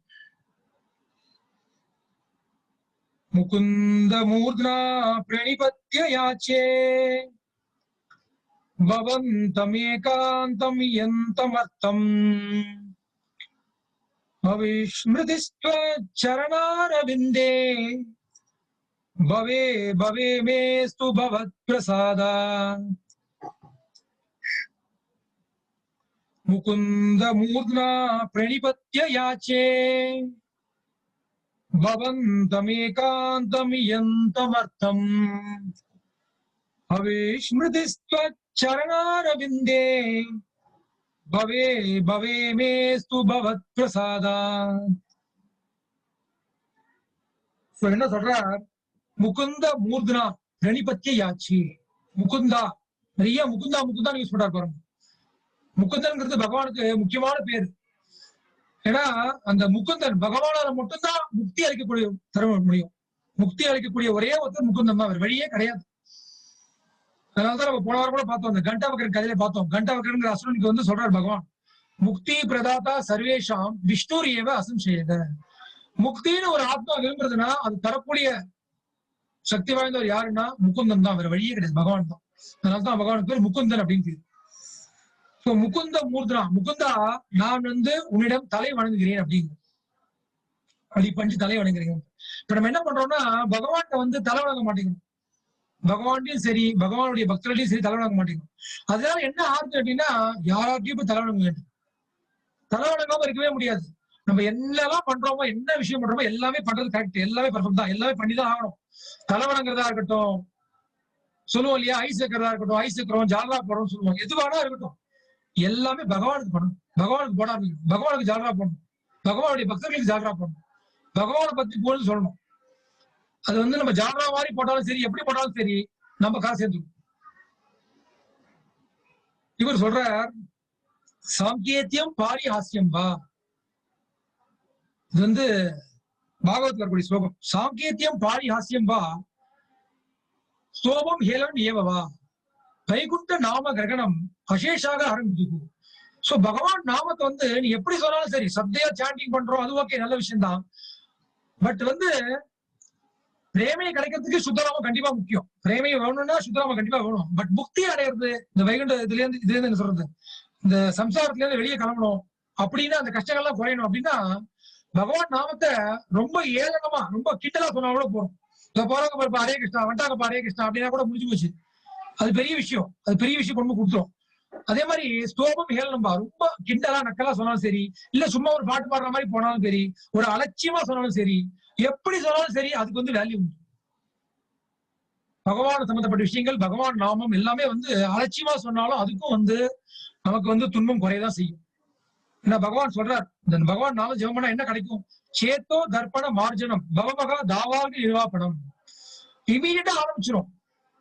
நான் சத்தியா பண்ணதுக்கு அப்புறம் தான் ஆரம்பம் கிடையாது. நான் சேத்தோ தர்ப்பண மார்ஜனம் உடனே. இப்ப வந்து ஒண்ணும் இல்ல, ஒரு தரையில குப்பை இருக்குன்னா இது லேசா கூட்டா என்ன ஆகும்? கொஞ்சம் தூசி போகுமா போகாதா? நல்லா வயிற்று வயிற்று கூட்டினா நல்லா சுத்தமாயிடும், அது வேற விஷயம். பட் லேசா கூட்டா தூசி போகுமா போகாதா? கண்டிப்பா போகும். கொஞ்சம் கொஞ்சம் போகும் இல்லையா? அந்த மாதிரி வந்து பகவான் நாமும் அலட்சியமா ஏதோ சொன்னா கூட சரி, பகவானை பத்தி ஏதோ அலட்சியமா கொஞ்சம் காலையில கேட்டா கூட சரி, ஏதோ சொல்றாங்கப்பா, அப்படிதான் நிறைய பேர் வந்திருக்கோம் பக்தியிலேயே. என்னமோ சொல்றாங்க பகவத்கீதைன்னு வந்து கேட்டு பாப்போமே அப்படின்னு வந்தவங்க எத்தனையோ பேர் இருக்கணும். எத்தனையோ பேர் வந்து நல்ல விருந்து போடுறாங்கப்பா, சாப்பிடலாம்ப்பா அப்படின்னு வந்தவங்கள நானும் ஒருத்தன். பிரசாத்துக்காக வந்தவன் நான் ஒருத்தன். பிரசாதம் சூப்பரா இருக்கு, சோ சாப்பிடலாமே எப்படி வந்துச்சுதான். சோ அந்த பிரசாதம் மூலம் பகவான் எடுத்துவார். அது மாதிரி பகவான் சம்பந்தமா எது இருந்தாலும் சரி, ஏதோ அலட்சியமா ஏதோ ஏனோ தானோ சும்மா போய் பண்ணி பார்க்கலாமே அப்படின்னு வந்தா கூட முடிஞ்சு போச்சு. அது வந்து பெரிய விஷயம் கொடுத்துடணும். சோ சொல்றாரு அந்த பகவானுக்கு வந்து நான் தலை வணங்குறேன். பகவானுக்கு தலை வணங்கணும், பக்தர்களுக்கு தலை வணங்கினா வேற யாருக்கும் அனாவசியமா தலை வணங்கவே வேணாம். அற்ப ஜீவராசிகளுக்கு தலை வணங்க வேண்டிய அவசியம் கிடையாது. பகவான்கிட்ட வந்து வரம் கேட்கிறார். பவந்தம் ஏகாந்தம் இயந்தம் அர்த்தம். எனக்கு வந்து கிருஷ்ணா நீ எனக்கு தான் வரம் கொடுக்குறதா இருந்தீங்கன்னா இந்த வரம் மட்டும் ஒரு வரம் மட்டும் கொடுங்க. என்ன வரம் கேட்க போறாரு? இப்ப நம்மள்ட்ட வந்து சொல்லுவாங்க இல்லையா, கடவுளுக்கு முன்னாடி வந்தா என்ன கேட்பேன் அப்படின்னா, ஒரு காசு பணம் கேட்போம், கார் பங்களா கேட்போம், காலகாலத்துல கல்யாணம் ஆகணும்னு கேட்போம், என்னென்னமோ கேட்போம், நிறைய தங்கம் வைடூரியம் அதுன்னு கேட்போம். பட் பக்தர்கள் என்ன கேட்கறாங்க பாருங்க. அவிஸ்மிருதிஸ் சரணார் விந்தே. அவிஸ்மிருதிஸ் அதாவது உன்னுடைய உன்னை வந்து நான் மறக்கவே கூடாது அப்படின்னு வேண்டிக்கிறேன். உன்னை வந்து நான் மறக்கவே கூடாது. எப்போ மறக்கக்கூடாது? கொஞ்ச நேரம் மறக்கக்கூடாது, அப்புறம் மறந்துடலாமா அப்படி வேண்டிக்கல. பவே பவே மேஸ்து பகவத் பிரசாதா அவிஸ்மிருதிஸ்வ சரணார்விந்தே. எதை மறக்கக்கூடாதுங்கிறார்? பகவானை கூட மறக்கக்கூடாது வேண்டிக்கல. அதையும் ரொம்ப தாழ்ந்ததா ரொம்ப பணிவா பகவானே உன்னுடைய பாதத்தை, உன்னுடைய இரு பாதம் இருக்கு இல்லையா, அந்த பாதத்தை வந்து நான் மறக்கக்கூடாது. எப்ப மறக்கக்கூடாது? பகவத் பவே பவே பவே மேஸ்து பகவத் பிரசாதா. திரும்ப திரும்ப நான் பெரிய எடுத்தாலும் பரவாயில்ல, அவர் வந்து முக்தி கேட்கல, மோட்சம் கேட்கல, வைகுண்ட லோகம் போகணும்னு ஆசைப்படல, எதுவுமே கேட்கல. சோ பகவான் இதான் கேட்கறது, தான் தூய பக்தின்னு சொல்லப்பட்டிருக்கு. ஆனா இதை புரிஞ்சுக்க வேண்டிய விஷயம் என்னன்னா, என்னடா இப்படி கேட்கிறாரு அப்படின்னா, பகவான் ஒண்ணும் தரமாட்டாரா? பகவான் எல்லாத்தையும் கொடுத்துருவாரு. அந்த லெவல் கொண்டு வரணும் மைண்ட். நம்ம ஆர்டிபிஷியலா பண்ண முடியாது அந்த மாதிரி. இப்ப சத்திக்கு வந்து நம்ம நிலைமைக்கு வந்து கஷ்டம் எல்லாம் வந்தா வேண்டிதான் ஆகணும், வேண்டாம்லாம் இருக்க முடியாது நம்மளால. ஏன்னா நம்ம அந்த லெவல்ல இல்ல. பட் அந்த லெவல்ல போகணும் அப்படிங்கிறது தெரிஞ்சுக்கலாம். நம்ம அந்த கோல் தெரிஞ்சுக்கலாம். எல்லாமே ஒரு கோல் தானே. குழந்தை வருதுன்னா ஒரு குழந்தைய எடுத்த உடனே டக்குனு உடனே இன்ஜினியராவோ ஐஏஎஸ் ஆக்க முடியுமா? ஒரு கோல் செட் பண்ணுவாங்க, நீ வந்து டாக்டர் ஆகணும், ஐஏஎஸ் ஆகணும். அப்புறம் கொஞ்சம் கொஞ்சமா அந்த குழந்தைக்கு அந்த மைண்ட்ல ஏத்தி அப்புறம் படிப்படியா படிச்சு டிகிரி முடிச்சு எல்லாம் பண்ணி கடைசியில கோல் அச்சீவ் பண்ணும். கோல் அச்சீவ் பண்றது அதுதான் விஷயம். அதே மாதிரி வந்து நம்ம கோல் தெரிஞ்சுக்கணும். இதுதான் கோல் ஆக்சுவலா. தூய பக்தி தான் நம்மளுடைய கோல் ஆக்சுவலா. எதையுமே எதிர்பார்க்காத ஒரு பக்தி, அதுதான் வந்து நம்மளுடைய அல்டிமேட் கோல். சோ அதுதான் கேட்கிறாரு. எதுவுமே கேட்கல. என்ன கேட்கறாங்கன்னா, ஒன்ன மறக்க கூடாது. பார்வதி வந்து சிவபெருமான் கேட்கறாங்க, வேதங்கள்ல வந்து எவ்வளவோ விஷயங்கள் கொடுக்கப்பட்டிருக்கு. இதை செய்யுங்க, இதை செய்யுங்கன்னு இவ்வளவு கொடுக்கப்பட்டிருக்கு. இதை செய்யாத கொடுக்கப்பட்டிருக்கு. டூஸ் அண்ட் டோன்ட்ஸ் சொல்லுவோம். இதெல்லாம் செய்யணும், இதெல்லாம் செய்யக்கூடாது. இதெல்லாம் தடைகள், இதெல்லாம் பண்ணக்கூடாது. இதெல்லாம் எதுக்காக கொடுக்கப்பட்டிருக்கு? எக்கச்சக்கமா கொடுத்துட்டு இருக்கிற வேதங்கள் புராணங்கள்லாம் எவ்வளவோ விஷயங்கள் இதெல்லாம் செய்யுங்கன்னு சொல்லப்பட்டிருக்கு. இதெல்லாம் செய்யாது, இதெல்லாம் எதுக்காக அப்படின்னு சொல்ற. ஸ்மர்த்தவியம் சததம் விஷ்ணு, விஸ்மர்த்தவியம் நான் ஜாத்துசீத். அவரும் அதே வார்த்தை யூஸ் பண்றாரு. இங்க இருக்கு இல்லையா, அவிஸ்மிருதிஸ், அவிஸ்மிருதிஸ் இருக்கு. அவர் விஸ்மர்த்தவியம் சொல்றார். விஸ்மர்த்தவியம் நான் ஜாத்துசீத்,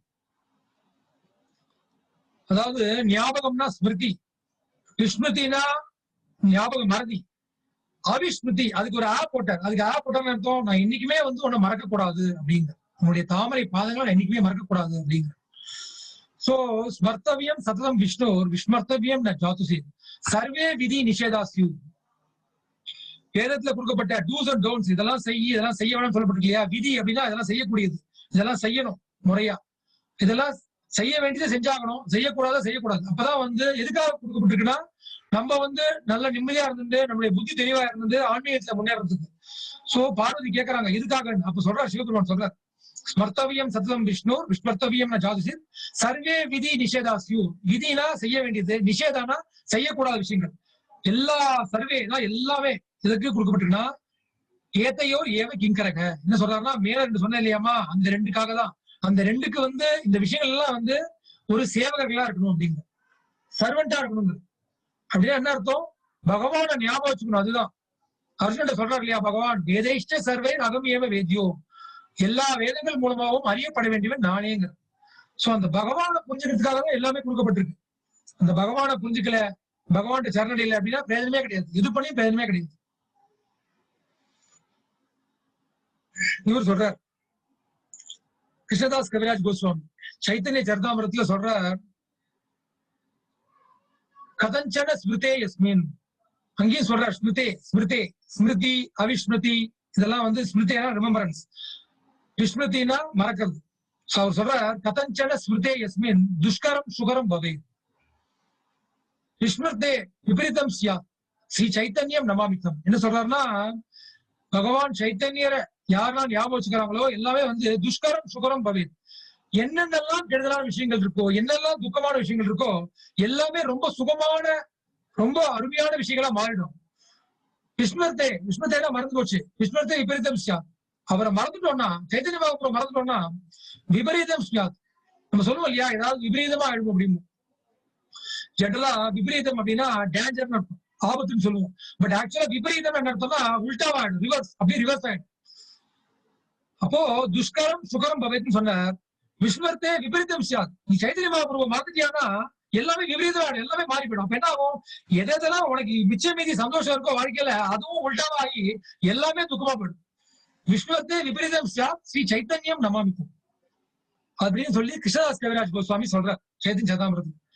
சோ அதுக்குதான் வந்து பகவானை பத்தி நிறைய தெரிஞ்சுக்கணும், பகவான லீலைகள் எல்லாம் படிக்கணும். முக்கியமா வந்து நமக்கு ஒரே ஹோப் வந்து சைத்தன்ய மகாபிரபு தான், கலியுகத்துக்கு ஒரு வழியே கிடையாது. பகவான் அதுக்குன்னு தான் வர்றார், நமக்குன்னு வர்றார் மெயினா. அப்பேற்பட்ட பகவான் கிருஷ்ணர், அர்ஜுனுக்கு விஸ்வரூபம் காட்டின கிருஷ்ணர், தசாவதாரம் எடுத்த கிருஷ்ணர், ராதாராயனுடைய பாவத்தை எடுத்துட்டு வர்றார், நமக்காக தான் வர்றார்.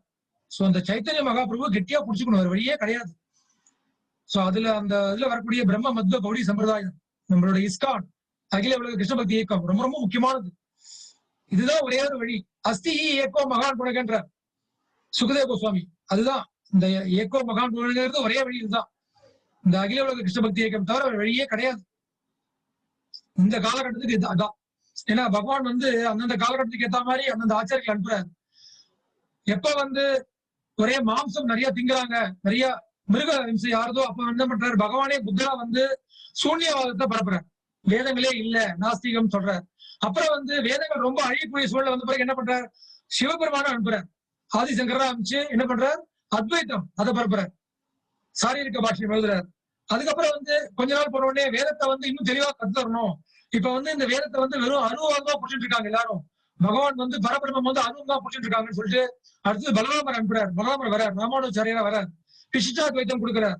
அதுக்கப்புறம் வந்து மத்வாச்சாரியா துவைத்தம், பகவான் வேறு ஜீவாத்மா வேறுன்னு புரிய வைக்கிறார். அப்புறம் பகவானே திரும்பியும் வர சைத்தன்ய மகாபிரபு பகவான் வர கலியுகத்துக்கு தெளிவா கரெக்டா எக்ஸாக்டா என்ன சொல்லப்பட்டிருக்கு இதுல சொல்றார். பகவத்கீதையில அர்ஜுன் சொல்றார், மமைவாம்சோ ஜீவலோக்கே ஜீவபூத்த சனாதனங்க மனசஸ்தான் இந்திரியாணி பிரகிருதிஸ்தானி கஷ்யதி.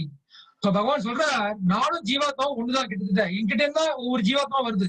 மமைவாம்சோ ஜீவலோக்கே, என்னுடைய அம்சம் தான் எல்லா ஜீவாத்மாக்களும். ஆனா அந்த ஜீவாத்மா என்ன மாதிரி கிடையாது. மனசஸ்தான் இந்திரியாணி, சோ மனம் உட்பட ஆறு விஷயங்களால வந்து பிரகிருதிஸ்தானி கஷ்யதி, இந்த பிரகிருதியில இந்த பூலோகத்துல வந்து அவஸ்தப்பட்டு இருக்குங்க பகவான். அப்போ நம்ம வந்து பகவானோட ஒண்ணுதான், ஆனா பகவானோட அதுதான் வந்து அசிந்திய பேத அபேத தத்துவம் அப்படின்னு சொல்லி தெளிவா கொண்டு வர. பகவத்கீதையில உண்மையா சொல்லக்கூடிய தத்துவம் என்ன அப்படின்னா, எக்ஸாக்ட் தத்துவம் வேதாந்த சூத்திரோட உண்மையான தத்துவம் என்னன்னா, அச்சிந்திய பேத அபேத தத்துவம். பகவானுடைய குணங்கள் எல்லாம் எங்கிட்ட இருக்கும். பகவான்கிட்ட கொஞ்சம் அழகு இருக்குன்னா நம்மள்ட்ட கொஞ்சம் இருக்கும், பகவான்கிட்ட காசு பண்றதுன்னா நம்மள்ட்ட இருக்கும். ஆனா வந்து பகவான் வந்து விபு, பெரிதிலும் பெரியவர், நம்ம வந்து அணு, சிறிதிலும் ரொம்ப ரொம்ப சிறியமானவர் அப்படிங்கறது வந்து புரிய வைக்கிற. சோ அந்த மாதிரி வந்து பகவான் கொண்டு வர. சோ இப்ப இந்த காலகட்டத்துக்கு சைத்தன்ய மகாபிரபுவோட இதுதான் வந்து நமக்கு எல்லாமே. அதுல முதன்மையா இருக்கக்கூடியவர் ஸ்ரீல பிரபுபாதர். அவர் தான் வந்து உலகம் போல வந்து இந்த விஷயத்தை கொண்டு போறதுக்காக வந்து தன்னோட வாழ்க்கையை அர்ப்பணிச்சவர். சோ அவரை பிடிச்சிட்டு இந்த வேதங்கள்லாம் உள்ளபடி தெரிஞ்சுட்டா மட்டும்தான் நம்மளால வந்து கொஞ்சமாவது கரை சேர்த்துக்கு முயற்சி பண்ண முடியும். எல்லாத்துக்கும் மேல பகவானோட கருணை இருக்கு. பிரபுபாதரோட பொருளை பாத்தீங்கன்னா, அந்த பொருளையில முக்கியமான ஒரு வித்தியாசம் என்ன அப்படின்னா, ஸ்லோகத்துக்கு விளக்கம் கொடுக்கும் போது நிறைய ஆச்சாரியர்கள் கொடுத்துருக்காங்க, நிறைய பேர் கொடுக்குறாங்க, ஆன்மீக விஷயம் நிறைய பேர் சொல்லி தராங்க, எல்லாம் பண்றாங்க. பட் பிரபுபாத் வந்து நம்ம லெவலுக்கு இறங்குவார். நம்ம லெவலுக்கு இறங்கி சொல்லி தரதுக்கு சாமானிய விஷயம் கிடையாது, ரொம்ப பெரிய விஷயம். ஏன்னா பகவத்கீதைங்கிறது ரொம்ப பெரிய விஷயம், நம்ம மண்டியில ஏறவே ஏறாது, புரியவே புரியாது. பாகவதம் ரொம்ப ரொம்ப பெரிய விஷயம். அதை வந்து நம்ம லெவலுக்கு இறங்கும் போது எப்படி இறங்குற அப்படின்னு பாத்தீங்கன்னா, நம்ம குடும்பத்துல ஒருத்தரா வருவார். நீ என்ன பண்ணிட்டு இருக்க, நீ குடும்பத்துல வந்து வாழ்க்கை நடத்தும் போது நீ எப்படி எல்லாம் உன் மனசு சஞ்சலப்படும். அதை வந்து ஒரு ஆச்சரியம் சொல்லவே மாட்டாங்க. பெரிய பெரிய ஆச்சாரியெல்லாம் பாத்தீங்கன்னா பகவானை பத்தி போடுவாங்க, பகவானை பத்தி பேசுவாங்க, பகவானுடைய லீலைகளை பத்தி பேசுவாங்க, பகவானுடைய என்ன சொல்றது தாம பத்தி பேசுவாங்க, எல்லாம் பேசிக்கிட்டே இருப்பாங்க, அவ்வளவுதான். பட் நம்ம லெவலுக்கு இறங்கி நம்மள ஒருத்தரா வந்து பிரபுபாத் இறங்குவார். பிரபுபாத் பொருள் எல்லாம் அப்படி இருக்கும். ஏன் பிரபுபாத் பொருள் அப்படி இருக்கு, நம்ம மனசை போட்டு ஏன் தொலைக்கிறது? ஏன்னா நம்ம கூட வந்து உட்காந்துட்டு நம்ம மனசுக்குள்ள போந்துட்டு நீ மனசுல என்னெல்லாம் நினைச்சுட்டு இருக்க, எப்படிலாம் உனக்கு வந்து மனசை காமம் போடுறது, எப்படிலாம் வந்து குரோதம் போடுறது, உன்னுடைய நடமாடு என்ன சொல்றது இயல்பான வாழ்க்கையில நடைமுறை வாழ்க்கையில நீ எப்படிலாம் டிவைட் ஆயிட்டு இருக்கு, அந்த காமத்தினால எவ்வளவு கஷ்டப்படுற அப்படிங்கிறது ரொம்ப அழகா சொல்லுவேன். அதை சொல்லும் போதே வந்து அப்படியே வந்து நமக்கு வந்து அந்த ஹிருதயத்துல வந்து நமக்கு இருக்கக்கூடிய ரணங்கள் எல்லாம் வந்து அப்படி மறுத்து போடுற மாதிரி இருக்கும். அந்த மாதிரி பிரபுபாத் மாதிரி ஒரு ஆச்சாரியர் வந்து ரொம்ப ரொம்ப கஷ்டம் கிடைக்கிறது, ரொம்ப ரொம்ப கஷ்டம். அதுவும் இந்த கலியுகத்துக்கு வந்து இந்த மாதிரி மந்தா சுமதமத்தியோ இந்த மாதிரி புத்தியில வந்து ஒரு பகவத்கீதை பாவகம் போன்ற பெரிய பெரிய விஷயங்கள் வந்து மண்டல ஏற்றுறது சாமானிய விஷயமே கிடையாது. பிரபுபாதர் வந்து பண்ணிருக்காருன்னா அந்த பொருளை தான் முக்கியமா, பிரபுபாதர் பொருளை அதுதான் முக்கியம். அதனாலதான் பக்தர்கள் எல்லாம் கேட்கறாங்க, பிரபுபாத் இதெல்லாம் பண்ணிட்டீங்க, எல்லாம் சொல்லி கொடுத்தீங்க, இப்ப எங்களை விட்டு போறீங்களே, இனிமே நம்ம யாருதான் எங்களை வழிகாட்டுவாங்கன்னு. பிரபுபாத் சொல்றாரு, என்னைக்குமே எங்கேயுமே போறது இல்ல, ஒவ்வொரு க்ஷணமும் வந்து என்னுடைய ஒவ்வொரு பக்கத்தையும் இருக்க, என்னுடைய புத்தகத்துல ஒவ்வொரு பக்கத்தையும் நான் இருக்கேங்கிற பிரபுபாத். எந்த பிரச்சனை வந்தாலும் எந்த குழப்பம் வந்தாலும் யாராவது ஏதாவது கேள்வி கேட்டு நம்ம குழப்பினா கூட பிரபுபாதர் பொருளையும் சும்மா எடுத்து படிங்க. இதுதான் அதுதான் இல்ல, எதையாவது எடுத்து படிங்களேன், அதுக்கு தீர்வு கிடைச்சிடும், எப்படியாவது கிடைக்கும். கிருஷ்ணரை வேண்டிக்கோங்க, பிரபுபாதர் வேண்டிக்கோங்க, அதுக்கு எல்லாத்துக்கும் தீர்வு இருக்கு, எல்லாத்துக்கும் பதில் இருக்கு. நம்ம தான் தெரிஞ்சுக்காம இருக்கும். அதனால வந்து பிரபுபாதர் மாதிரி ஆச்சாரி கிடைக்கவே கிடைக்காது. நம்மளோட வந்து உட்காந்துட்டு நம்ம லெவலுக்கு இறங்குவார். ரொம்ப பிரபுபாதர் பொருள் பாத்தீங்கன்னா ரொம்ப இறங்கிட்டு போறாங்க. அந்த மாதிரி ஒரு ஆச்சாரி இறங்கவே முடியாது. நீ இந்த நேரத்துல என்ன யோசிச்சுட்டு இருப்ப, எப்படி பண்ணுவ, என்னமோ சொல்ற. அதாவது ரொம்ப இயல்பான வாழ்க்கையில இன்னும் சொல்ல போனா, இன்னும் ரொம்ப ஓப்பனா சொல்லணும்னா, எப்படி வந்து ஒரு ஆணுக்கு வந்து பெண் அட்ராக்ஷன் வரும், பெண்ணுக்கு ஆண்கள் எப்படி அட்ராக்ஷன் வரும், ஒவ்வொரு தருணத்தையும் எப்படி வரும், ஆபீஸ்ல போனா எப்படி வரும், வீட்டுல போனா எப்படி வரும், இங்க போனா எப்படி வரும், எப்படி எல்லாம் பண்ணுவேன். அந்த மாதிரி வந்து இந்த புத்தி பேரணிக்கிறத பத்தி அவ்வளவு அழகா சொல்லுவேன். அதனால எவ்வளவு கஷ்டப்படுறோம், அந்த மாதிரி அந்த நுணுக்கம் எல்லாம் வந்து அது மாதிரி வந்து நம்மளால ஃபீல் பண்ணவே முடியாது. அந்த பொருளைய படிச்சா மட்டும்தான் பிரபுபாதர் யாருங்கிறது புரிய வரும். அது வரைக்கும் நம்ம என்னமோ பேசியிருப்போம், ஹரே கிருஷ்ணா மூமெண்ட்னா இப்படிதான்ப்பா, கிருஷ்ணா கிருஷ்ணாங்கிறாங்கப்பா, இஸ்கான்னா அவ்வளவுதான்ப்பான்னு சொல்லி போயிட்டே இருப்போம். பட் அந்த பொருளுரையை படிக்கும் போது எனக்கே புரிய வந்துச்சு. முதல்ல எனக்கும் அவ்வளவு வேல்யூ தெரியலையே, ஒண்ணுமே புரியலையே, என்னமோ சொல்றாங்க, ஏதோ பண்ணாலும் பண்ணேன். பட் பிரபுபாதோட பொருளுரையை படிக்கும் போது எனக்கு புரிய வந்தது, எப்பேற்பட்ட விஷயம் இது. அந்த ஒரு ஆச்சாரியர் எந்த அளவுக்கு நம்ம லெவலுக்கு இறங்கி, நம்ம எவ்வளவு தாழ்ந்த லெவல்ல இருக்கோம், மனசு பூரா காமம் குரோதம் வக்ரம் இந்த இதயத்துல இருக்கும், இந்த இவ்வளவு தாழ்மையா கூடிய நம்மகிட்ட நம்ம லெவல்ல இறங்கி எப்படி சொல்லிருக்காரு அப்படின்னு புரியும். அதுவும் சொல்லக்கூடிய விஷயம் சாமானிய விஷயம் இல்லை, பெரிய விஷயம். அவ்வளவு பெரிய விஷயத்த இவ்வளவு தாழ்ந்த ஜீவாத்மாக்கள் ஏத்துறதுக்கு சாமானிய விஷயம் கிடையாது. அது ஒன்லி அந்த சைத்தன்ய மகாபிரபு மூமெண்ட் தான் முடியும் நம்மளால. பகவானோட கருணை தன்னுடைய பக்தர்கள் மூலமா வருது. அதுல முக்கியமா பிரபுபாதோட கருணை.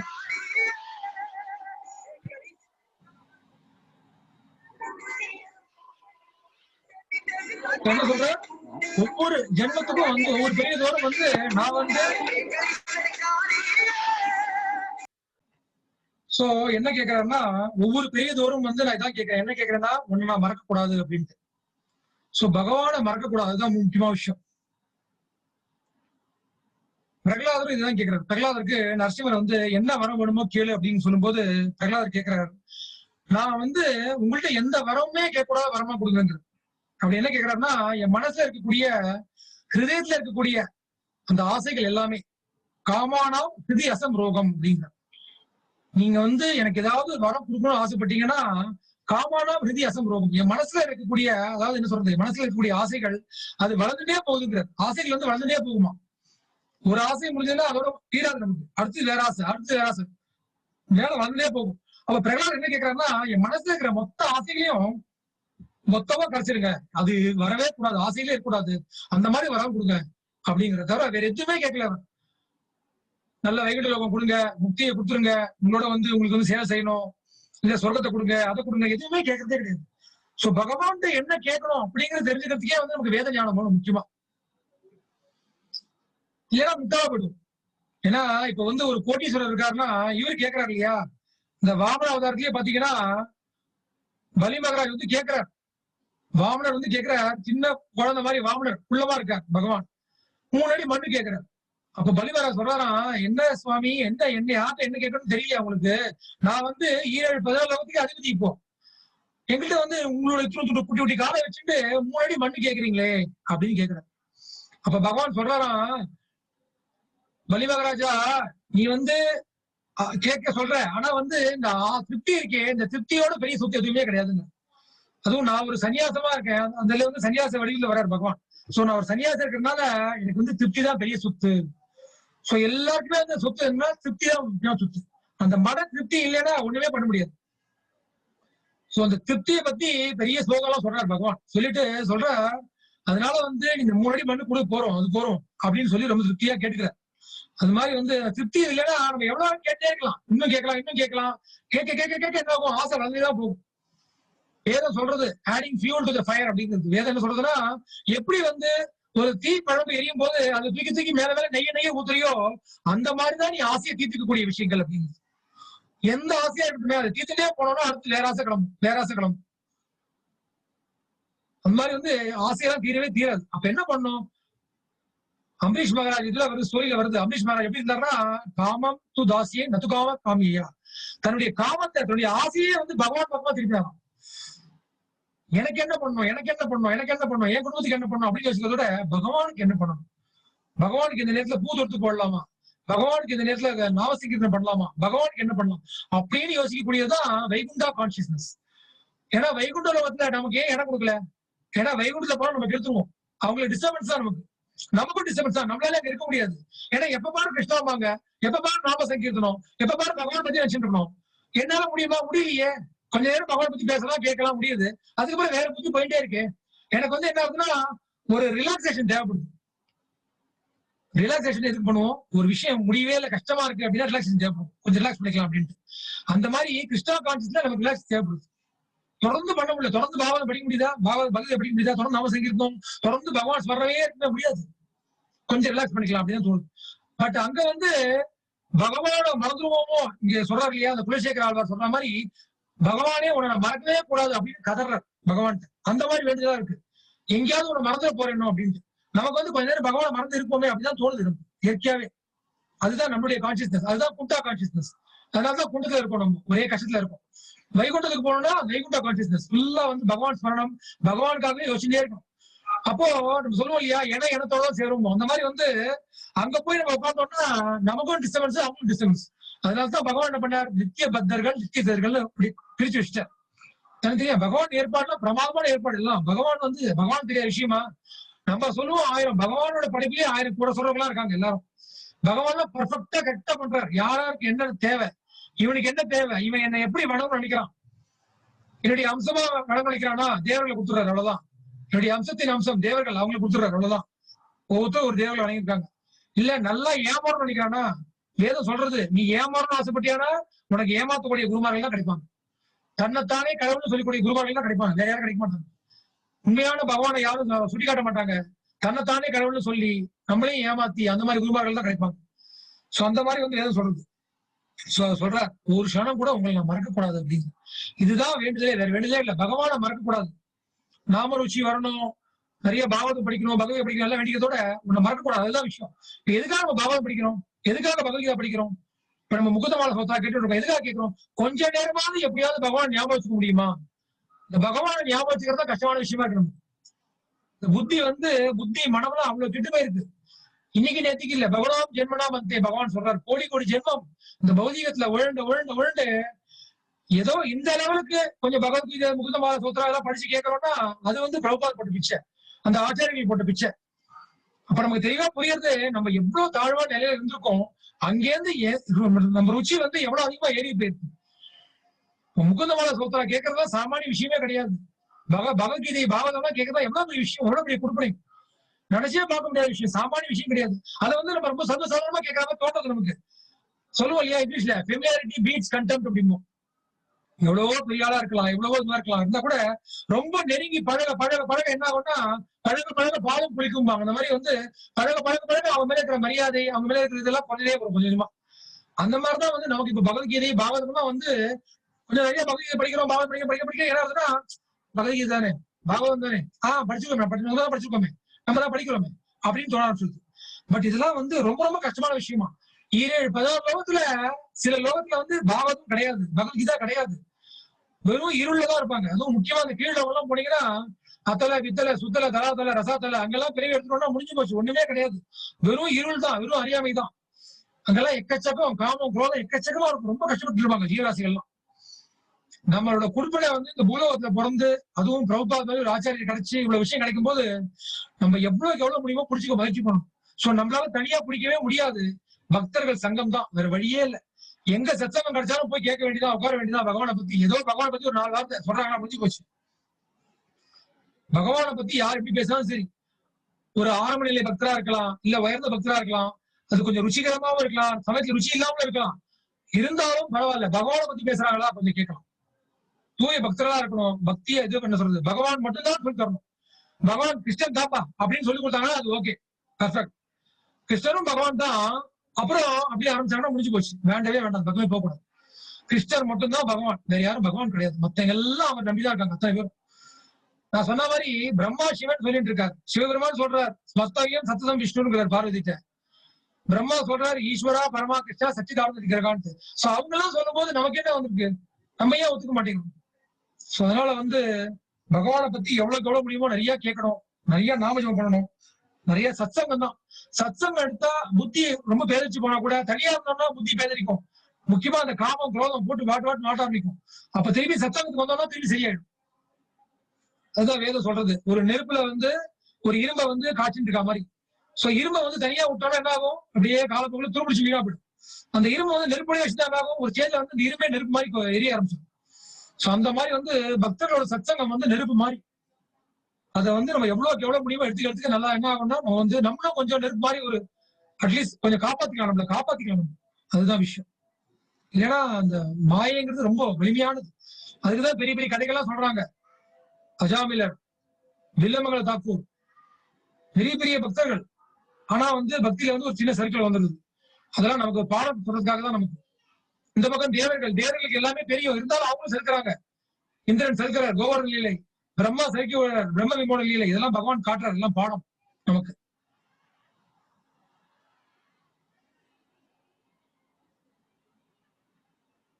பகவான் என்ன வேண்டிக்கணும், உன்னுடைய ஞாபகம் எப்போதுமே இருக்கணும். முகுந்த மூர்த்னா பிரணிபத்ய யாச்சே பவந்தமேகாந்தம் யந்தமர்த்தம் அவிஸ்மிருதிஸ்வச்சரணாரவிந்தே பவே பவே மே சுபவத் பிரசாதா. அடுத்த ஸ்லோகம் பார்க்கலாம்.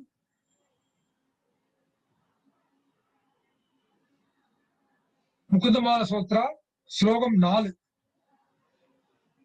நாகம் வந்தே தவ சரணயோர்த்வந்த்வம் அதன்வஹேதோ கும்பி பாகம் குருமபி ஹரே நாரகம் நாபநேதும் ரம்யா ராமா மிருதுதனுலதா நந்தனேனாபிரந்தும் பாவே பாவே ஹிருதய பவனே பாவயேயம் பவந்தம். நாகம் வந்தே தவ சரணயோர்த்வந்த்வமதன்வஹேதோ கும்பி பாகம் குருமபி ஹரே நாரகம் நாபநேதும் ரம்யா ராமா மிருதுதனுலதா நந்தனேனாபிரந்தும் பாவே பாவே ஹிருதய பவனே பாவயேயம் பவந்தம். சோ என்ன சொல்றார், முதல்ல வந்து என்ன வேணும்னு கேட்ட, என்ன வேணுங்கிறத கேட்டுட்டாரு. அப்புறம் என்ன வேணாங்கிறத சொல்றார்.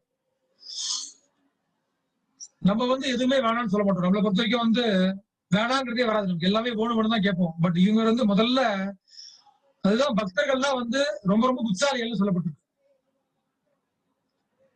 பாகவத்துல ஒரு ஸ்லோகம் முக்கியமா சைத்தன்ய மகாபிரபு சொல்லும் போது, கிருஷ்ணவர்ணம் துஷா கிருஷ்ணம் சாங்கோ பாங்காஸ்திர பாஷதம் யஜ்ஞை சங்கீர்த்தன பிராயர் யஜந்தி சுமேதசகா.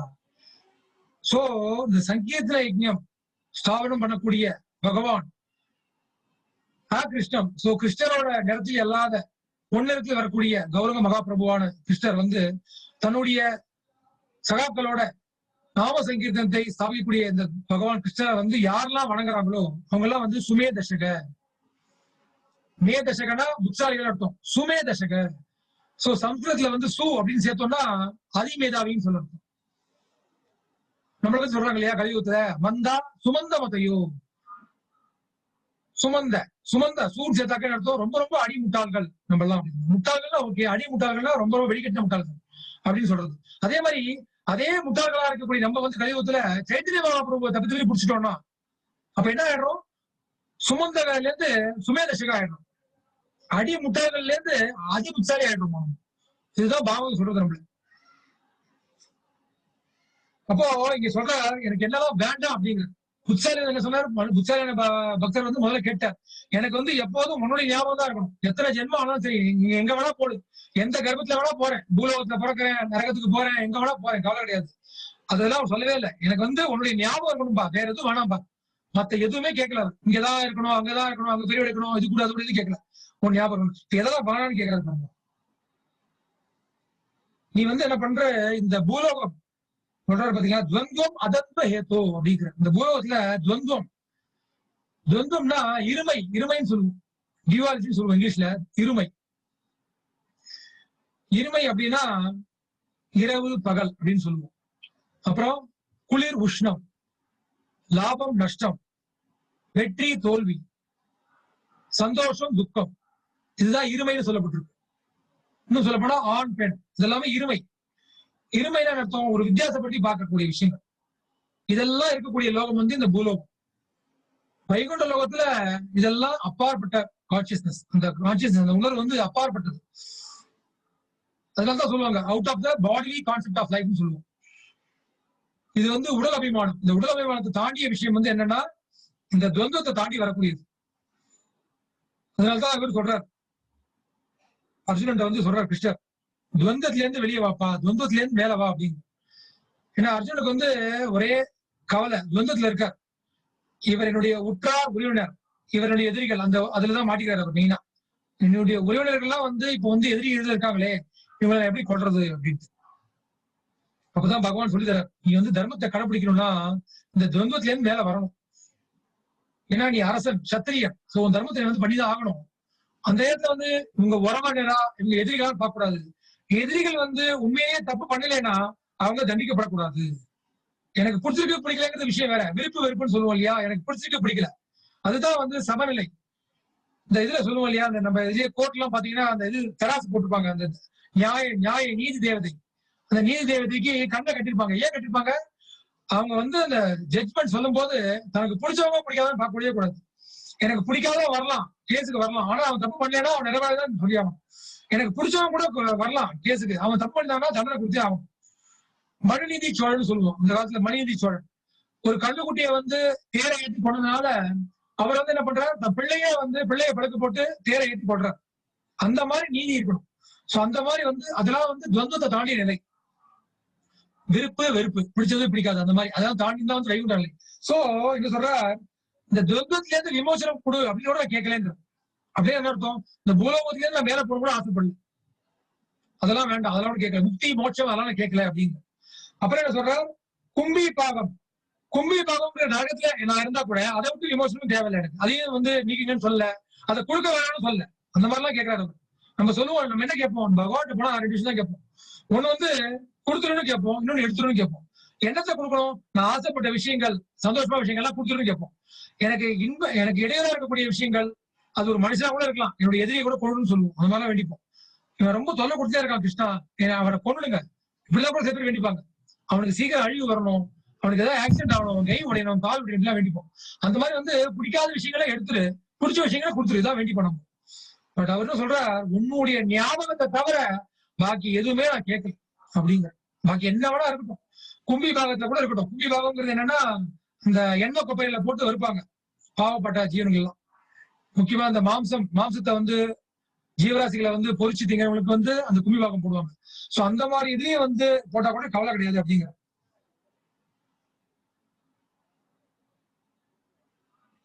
நீ காப்பாற்ற கூட அவசியம் இல்லைங்க. It is not to be saved from the dualities of material existence.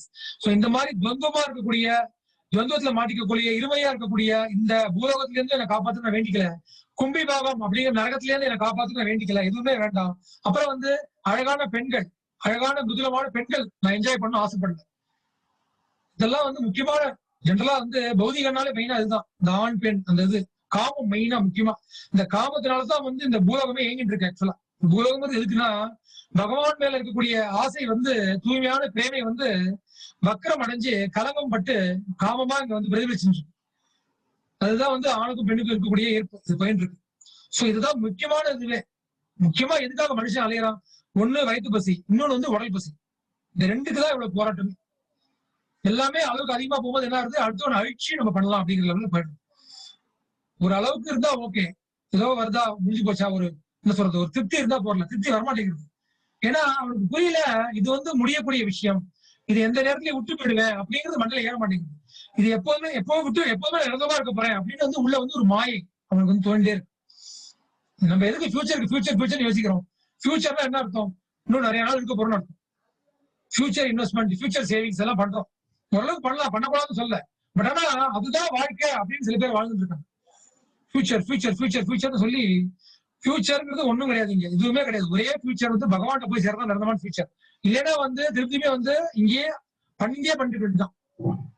நினைச்சு பாருங்க, ஒருத்தன் வந்து கஷ்டப்பட்டு வீடு கட்டுறான், கையில காசே கிடையாது, நிறைய கடன் உடனே வாங்குறான், அப்புறம் நிறைய வேலை செய்யறான், நல்லா உழைச்சு பணம் சேர்க்கறான். அப்புறம் வந்து கஷ்டப்பட்டு கொஞ்சமா பேஸ்மெண்ட் கட்டுறான், ஃபர்ஸ்ட் ஃப்ளோர் கட்டுறான், செகண்ட் ஃப்ளோர் கட்டுறான், 10 ஃப்ளோர் கட்டிடறான் வச்சுக்கோங்க. ரொம்ப கஷ்டப்பட்டு கட்டுறான். திருப்பி என்ன பண்றான், எல்லாத்தையும் இடிச்சிட்டு திருப்பி ஆரம்பிக்கிறான். அப்ப அவனை என்ன சொல்றது நம்ம? அதுதான் வேதம் சொல்றது, நீ அதான் பண்ணிட்டு இருக்கேங்கிறது வேதம். திருப்பி அதான் பண்றேன். புனரப்பி மரணம், புனரப்பி ஜென்மம் என்ன அர்த்தம்? கஷ்டப்பட்டு போராடுறோம், சம்சாரத்துல விழறோம், முதல்ல அம்மா அப்பாவோட வளர்க்கப்படுறோம், அப்புறம் வந்து மனைவி மக்கள்ல மாட்டிக்கிறோம், சம்சாரத்துல மாட்டிக்கிறோம், அதுக்காக போராடுறோம், சம்பாதிக்கிறோம், ஏதோ சந்தோஷம் நினைச்சுக்கிறோம், ஜென்ம மிருத்யு ஜரா வியாதி, ஆத்தியாத்மிக அதிபௌதிக அதிதெய்வீக என்னென்னமோ கஷ்டங்கள்லாம் வருது. நான் சொன்ன மாதிரி பிருத்வி பாரத்தான் மாட்டு அவசப்படுறோம். முடிச்சுட்டு அதோட முடியுறதா அப்படின்னா திருப்பி என்ன பண்றது, திருப்பி அதே மாதிரி தான் ஆரம்பிக்கும். சோ அந்த மாதிரி வந்து பிரயோஜனம் இல்லாத சிரம ஏவையே கேவலம், பாகவத சொல்றது சிரம ஏவையே கேவலம், வெறும் சிரமம் தான் பண்ணிக்கிறீங்க, யூஸ்லெஸ் லேபர்.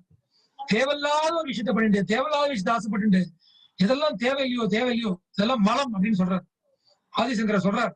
சம்சார மலநாசனம் பல நிர்மோச்சனம் பும்சாம் ஜலஸ்நானம் தினே சக்ரத் கீதாமிருத ஸ்நானம் சம்சார மலநாசனம். சம்சாரம் வந்து ஒரு மலம்ங்கிறார். மலம்னா கண்டாமினேஷன், கலங்கம் அடைந்தது, ஒரு அழுக்கானது. நமக்கு மலம் தான் இருக்கு இல்லையா, உடல்ல எவ்வளவு மலங்கள் இருக்கு. நவத்வாரங்கள் சொல்றோம். கதையில இருந்தா கண்ல இருந்து புளிச்ச வரும், மூக்குல அழுக்கு வரும், வாயெல்லாம் நாரும், நிறைய கெட்ட விஷயங்கள், காதுல அழுக்கு வரும், உடம்பு பூரா நவத்வாரங்கள்ல அழுக்கெல்லாம் வெளியே வரும். நம்ம உடம்புல இருக்கிற அழுக்கெல்லாம் இந்த நவத்வாரங்கள் வழியா வரும். அப்புறம் வந்து முடி ரோமத்துல இருக்கக்கூடிய துவாரங்கள் வேர்வையா வரும், இந்த மாதிரிலாம் வரும். அதனால தான் மலம்னு சொல்லப்பட்டிருக்கு. தேவையற்றது, உபயோகமற்றது, அசுத்தமானது, அதுதான் மலம்னு. அப்போ அவர் என்ன சொல்ற, மல நிர்மோச்சனம் பும்சாம் ஜலஸ்நானம் தினே தினே. நீ வந்து நல்ல உன்னோட உடல் வாயெல்லாம் சுத்தப்படுத்திக்கிறதுக்கு டெய்லி ஜலஸ்நானம் பண்ற, ஜலத்தை வச்சு ஸ்நானம் பண்ணிக்கிற. அப்புறம் சொல்ற சக்கர கீதாமிருத ஸ்நானம், நீ கீதை என்ற அமிர்தத்தால ஸ்நானம் பண்ணியானா என்ன ஆகும்னா சம்சார மல நாசனம். இந்த சம்சாரம் என்ற மொத்த மலமே நாசமாயிடும்.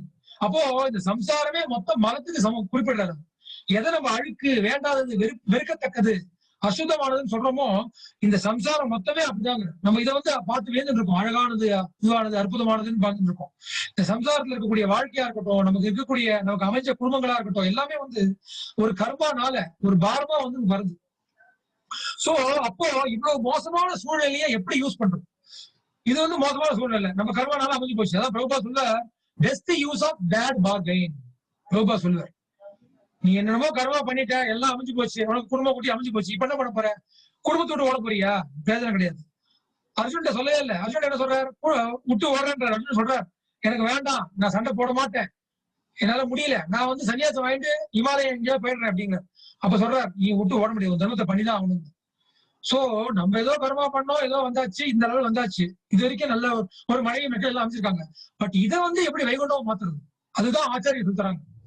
இது குண்டம் தான், எல்லாம் புரியுறது. ஆனா இதை வச்சே நீ யூஸ் பண்ணிக்கலாம். இந்த பௌதிகமான விஷயங்கள், பௌதிகமான புலங்களை வச்சே நீ அந்த உயர்ந்த ஆன்மீகமான விஷயத்தை அடையலாம்.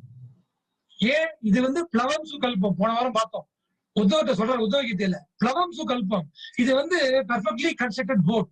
இந்த மனுஷ பிரிவு வந்து ரொம்ப அழகா வடிவமைக்கப்பட்ட ஒரு படகு. சோ இந்த படகை உபயோகப்படுத்தி என்ன பண்ணலாம், அந்த கரையை சேர்ந்துரு. இந்த குண்டத்துல இருக்கிற கரையில இருந்து அந்த சம்சார சாகரத்தை தாண்டி வைகுண்டம் என்ற கரையை சேர்ந்துரு அப்படிங்கிற. அதனால அழகா யூஸ் பண்ணிக்கலாம். நமக்கு அமைஞ்ச குடும்பமா இருக்கட்டும், எதுவா இருக்கட்டும், எல்லாமே நல்லதுதான். இதை வந்து என்னைக்கு வந்து நாம சங்கீர்த்தனம் நம்ம ஆரம்பிச்சோமோ அன்னில இருந்தே நமக்கு வந்து நல்ல விஷயங்கள் ஆரம்பிச்சாச்சு. அதை நம்ம தெளிவா புரிஞ்சுக்கணும். பக்தியில வந்து பக்தி பண்றேன், கஷ்டம் வராதுன்னு கிடையவே கிடையாது. பகவானே சொல்லிட்டார், துக்காலையும் அஷ்டாசம் வந்துதான் இருக்க போறது. ஆனாலும் வந்து தொடர்ந்து பக்தி பண்ணா என்ன ஆகும், நம்ம வந்து என்னவாகும், வைகுண்டத்தோட வாரிசாயிடுறோம் அப்படின்னு யார் சொல்றாரு? பிரம்மா சொல்றாரு. தத்தேனு கம்பாம் சுசமீட்சமானோ புஞ்சான ஏவாத்ம கிருத்தம் விபாகம் கிருத்வா கோபிர்பீர் விதசன் நமஸ்தே ஜீவே தயோ முக்தி தயேச தாயபாக் முக்தி பதேச தாயபாக்னு சொல்றாரு. என்ன சொல்ற? பிரம்மா சொல்ற, எவன் ஒருவன் வந்து பக்தி பண்றான், ஆனா வந்து வாழ்க்கையில கஷ்டம் வந்துட்டே இருக்கு, அடி மேல அடி, உத மேல உத வந்துட்டே இருக்கு, நிறைய நஷ்டம் ஆகுது, பண கஷ்டம், மன கஷ்டம், உடல் கஷ்டம் வந்துட்டே இருக்கு. ஆனா பக்தி பண்ணிட்டே இருக்கான், தொடர்ந்து பண்றான். அவன் எப்படி பண்றான்னா, அவன் புரிஞ்சுக்கிறான்னா, நான் பண்ண கர்மாக்கு ஏத்த மாதிரி எவ்வளவோ கஷ்டங்கள் வர வேண்டியது, ஆனா நான் பக்தியோடு பண்றதுனால பகவான் வந்து அந்த கஷ்டத்தை வந்து குறைச்சு விடுறார் அப்படின்னு புரிஞ்சுக்கிறான். அந்த உண்மையை புரிஞ்சுட்டு அவன் என்ன பண்றான், பக்குவமா தொடர்ந்து பக்தி பண்றான். கடைசியில என்ன ஆயிடுறான், கடைசியில என்ன கிடைக்கிறது அப்படின்னு பாத்தீங்கன்னா, he becomes a legal heir of Vaikuntha. So இந்த வாரிசு சான்றிதழ் வாங்கணும். அப்பா அம்மா யாராவது இறந்து போயிட்டாங்கன்னா அந்த சொத்துக்கு நான் தான் வாரிசு அப்படின்னு சொல்லி கவர்மெண்ட்ல வந்து கார்பரேஷன் வழியா போயிட்டு தாசில்தார் ஆபீஸ்ல போயிட்டு வாரிசு சான்றிதழ் ஒண்ணு வாங்கும். he becomes a legal heir. சொல்ற வைகுண்டத்துக்கே அவன் வாரிசு ஆயிடுறாங்க பிரம்மா சொல்ற. சோ அந்த மாதிரி வந்து கஷ்டத்தை வந்து தவிச்சுட்டு வாழக்கூடியவன் தான் வந்து பக்தன். அதனால்தான் வந்து அவர் வந்து எதுவுமே வேணாங்கிற, எனக்கு வந்து நரகத்துல இருந்து விடுதலை கூட அதெல்லாம் கேட்கவே இல்லை. அவர் எல்லாமே சலிச்சுப்பாங்க. அர்ஜுன சொல்றாரு இல்லையா, தாம் ஸ்திதிக்ஷஸ்வ பாரதங்கிற மாத்திரா ஸ்பர்ஷாஸ்து கௌந்திய. கோடையும் குளிரும் மாதிரி இன்னும் துன்பம் மாறி வேற வந்துட்டே தான் இருக்கும். ஆனா வந்து என்ன பண்ணணும், ஏதாவது ரெமெடி இருக்கா, ஏதாவது சொல்யூஷன் இருக்கா? சொல்யூஷன் கிடையாது, பொறுத்துக்கோ, அவ்வளவுதான். தாம் ஸ்திதிக்ஷஸ்வ பாரத, பொறுத்துக்கோ அர்ஜுனாங்க. பொறுத்துண்டு தொடர்ந்து பக்தி பண்ணிட்டோம்னா அதுக்கப்புறம் வந்து கவலையே கிடையாது. ஏன்னா எல்லாமே ஒரு டெஸ்ட், ஒரு பாடம் இருக்கு. எல்லாத்துக்குமே எக்ஸாம் வைக்கிறாங்களே, எதுக்கு எக்ஸாம் வைக்கிறாங்க? அப்படியே படிச்சு ஃபர்ஸ்ட் செகண்ட் தேர்ட் அமைச்சிடலாம் பசங்களை. ஏன் வைக்கிறாங்க? எக்ஸாம் வைக்கிறாங்க. அந்த எக்ஸாம் வச்சாதான் புரிய வரும் நம்ம எந்த லெவலுக்கு தேர்வு. சோ அந்த மாதிரி வந்து நம்ம எவ்வளவு தூரம் தேர்வு எக்ஸாம் வைக்கிறார் பகவான். அப்போ அவங்க லெவலுக்கு ஏற்ற மாதிரி தான் வைப்பார் பகவான், கவலையே பட வேண்டாம். பிரபுபாதுக்கு வச்சா மாதிரிலாம் வைக்க மாட்டார் நமக்குலாம். பிரபுபாத் வச்ச மாதிரிலாம் வச்சா நம்மளாம் எங்கேயோ ஒடியே போயிருப்போம். பிரபுபாத் லெவலுக்கே வேண்டாம். அதோட ஒன்னும் கால் தூசிக்கு கொஞ்சம் கஷ்டம் கொடுத்தாலே முடிஞ்சு போச்சு. நமக்கு ஒரு தலைவலி கால்வலி வந்தாலே 2 நாள் சாண்டிங் ஓடாது, அவ்வளவுதான், முடிஞ்சு போச்சு, தூக்கி வச்சிருவோம். சோ அவங்க லெவலுக்கு ஏற்ற மாதிரி கஷ்டத்தை கொடுத்து அப்படியே மேல ஏத்துறாரு பகவான், டியூன் பண்றாரு. சோ அதெல்லாம் போகணும், இதெல்லாம் போகணுங்கிற வேண்டியதெல்லாம் வேண்டாம், அதெல்லாம் கேட்கல நானுங்கிற. அப்புறம் அழகான பெண்கள் அதெல்லாம் வேணாங்க. மகாபிரபு சொல்றாரு இல்லையா சிக்ஷாசனத்துல, ந ஜனம் ந ஜனம் ந சுந்தரி, பெண்கள் வேண்டாம். அப்புறம் என்ன சொல்றது, ஃபாலோயர்ஸ், தமிழ்ல வரல, தொண்டர்கள், தொண்டர்கள் வேண்டாம் எனக்கு, தொண்டர்கள் வேண்டாம். அப்புறம் பெண்கள் வேண்டாம். அப்புறம் பணம் வேண்டாம். முக்கியமா இது 3 தான் முக்கியமான விஷயம் பௌதிக லோகத்துல. இது 3ல ஏதாவது ஒண்ணு மனுஷன் அடி வாங்கிட்டே இருப்பான், மாத்தி மாத்தி அடி வாங்கிட்டே இருக்கணும். பெண்கள் கேட்கவே வேண்டாம், பயங்கரமான ஈர்ப்பு. அதே மாதிரி பெண்கள் கிடையாது, பெண்களுக்கு ஆண்கள் இருக்கக்கூடிய ஈர்ப்பு, ஆப்போசிட் செக்ஸ் அட்ராக்ஷன் எல்லாமே கவர் ஆயிடும். அப்புறம் தனம், பணம், செல்வம் நிறைய அடைஞ்சா அது ஒரு போதை. சில பேர் சொல்லுவாங்க பணமே பெரிய போதை அப்படிம்பாங்க. அதுக்கப்புறம் ஃபாலோயர்ஸ், நமக்கு நம்ம ஒரு லீடர் ஆக்கிட்டு ஒண்ணும் இல்ல, இந்த பக்தி விஷால் லீடர் ஆக்கும் போதே நமக்கு அவ்வளவு பெருமை வருது. பக்தி விஷால் லீடருங்கிறாங்க, நிறைய பகவத்கீதா சொல்லி தரோம், பாவம் சொல்லி தரோம், நிறைய பேர் கேட்கறாங்க. அப்போ நம்ம அறியாம வருது, ஓ நம்ம நிறைய தேடிட்டோம் போல் இருக்கே, அப்படியே ஒரு ஃபீலிங். சோ அது அப்புறம் பெரிய பெரிய ஆச்சாரியர்கள், அப்புறம் பிரபுபாவோட பொருளை திருப்பி படிக்கணும். பிரபுபாவோட பொருளை படிச்சா புரிய வரும், நீ இல்லப்பா, உன்னை பத்தி யாருமே சொல்லல, நீ லீடரும் கிடையாது, ஒண்ணும் கிடையாது, ஏதோ நான் போட்ட பிச்சையில நீ சும்மா ஒரு 4 வாட்டி பேசிட்டு இருக்க. நம்ம எல்லாம் பாத்தீங்கன்னா we are all insignificant parrots of Srila Prabhupad. Prabhupad இருக்கக்கூடிய ஒரு என்ன சொல்றது, ஒரு தாழ்ந்த நிலையில ஒரு கிளி மாதிரி இருக்கும். நம்ம எல்லாம் பிரபுபாத் என்ன சொல்லியிருக்காரோ அதை நம்மளால என்ன சொல்ல முடியுமோ அதை சொல்லிட்டு இருக்கோம் நம்ம. ஆனா அதுல பேருக்கு போனாலும் இருக்கு, ஆனா நம்மள அறியாம ஒரு இது தூக்கும். அதுதான் ரொம்ப ஜாக்கிரதையா இருக்கணும். ந ஜனம் ந சுந்தரி அப்படிங்கிற அது மாதிரி நீங்க சொல்ற, எனக்கு அந்த பெண்கள் வேண்டாம் அப்படிங்க. அப்புறம் என்ன சொல்ற, திருப்பி அதேதான் சொல்ற, நான் திருப்பி ஒன்னையே தான் ஞாபகம் வச்சிருக்கணும். பவே பவே ஹிருதய பவனே பாவ ஏயம் பவந்தம். திரும்ப திரும்ப எத்தனை பேர் எடுத்தாலும் சரி, பவே பவேங்கிற திரும்ப மறுபடி எடுத்தாலும் பரவாயில்ல, ஆனா ஹிருதயத்துல உன்னுடைய ஞாபகம் இருக்கணும். முதல்ல சொன்னார், உன்னுடைய பாதத்தோட ஞாபகம் இருக்கணுங்க. அவிஸ்மிருதி சரணார்பிந்தே, உன்னுடைய பாதத்தை நான் மறக்கவே கூடாதுன்னு வேண்டார். இப்ப என்ன சொல்றாரு, உன்னுடைய ஞாபகம் தான் இருக்கணும். சிவபெருமான் சொன்ன மாதிரி always remember Krishna and never forget Krishna. ஸ்மர்த்தவியம் சத்ததம் விஷ்ணு விஸ்மர்த்தவியம் நான் ஜாதி. சோ பகவான ஞாபகம் வச்சுக்கிறது எப்படி அப்படிங்கிறதா அந்த கிருஷ்ண கான்சியஸ். அகில உலக கிருஷ்ண பக்தி இயக்கம், கிருஷ்ண உணர்வு இயக்கம்னா அந்த கிருஷ்ண உணர்வு என்ன, பகவான ஞாபகம் வச்சுக்கிறது, அவ்வளவுதான். பாகவதம் படிக்கிறதா, பகவத்கீதா படிக்கிறதா, ஜபம் பண்றதா, எல்லாம் ஓகே, அதுதான். அது என்ன, பகவான ஞாபகம் வச்சுக்கணும். நான் பாகவதம் படிக்கிறேன், ஆனா புத்தி வேற எங்கேயோ போறது, பகவான் ஞாபகம் இல்ல, அப்ப நான் பாகவதம் படிக்கலன்னு அர்த்தம்.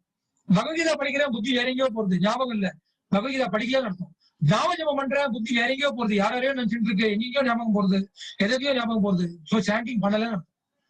சோ பகவானுடைய ஞாபகம் அப்படிதாங்கிறதுதான் கிருஷ்ண உணர்வு. இதுதான் நம்முடைய மூமெண்டோட பேஸ்மெண்டே. ஸ்மர்த்தவியம் சததம் விஷ்ணு விஸ்மர்த்தவியம் ஜாஸ்தி. அதான் பிரபுபா சொல்லுவார் எப்போதுமே, always remember Krishna and never forget him.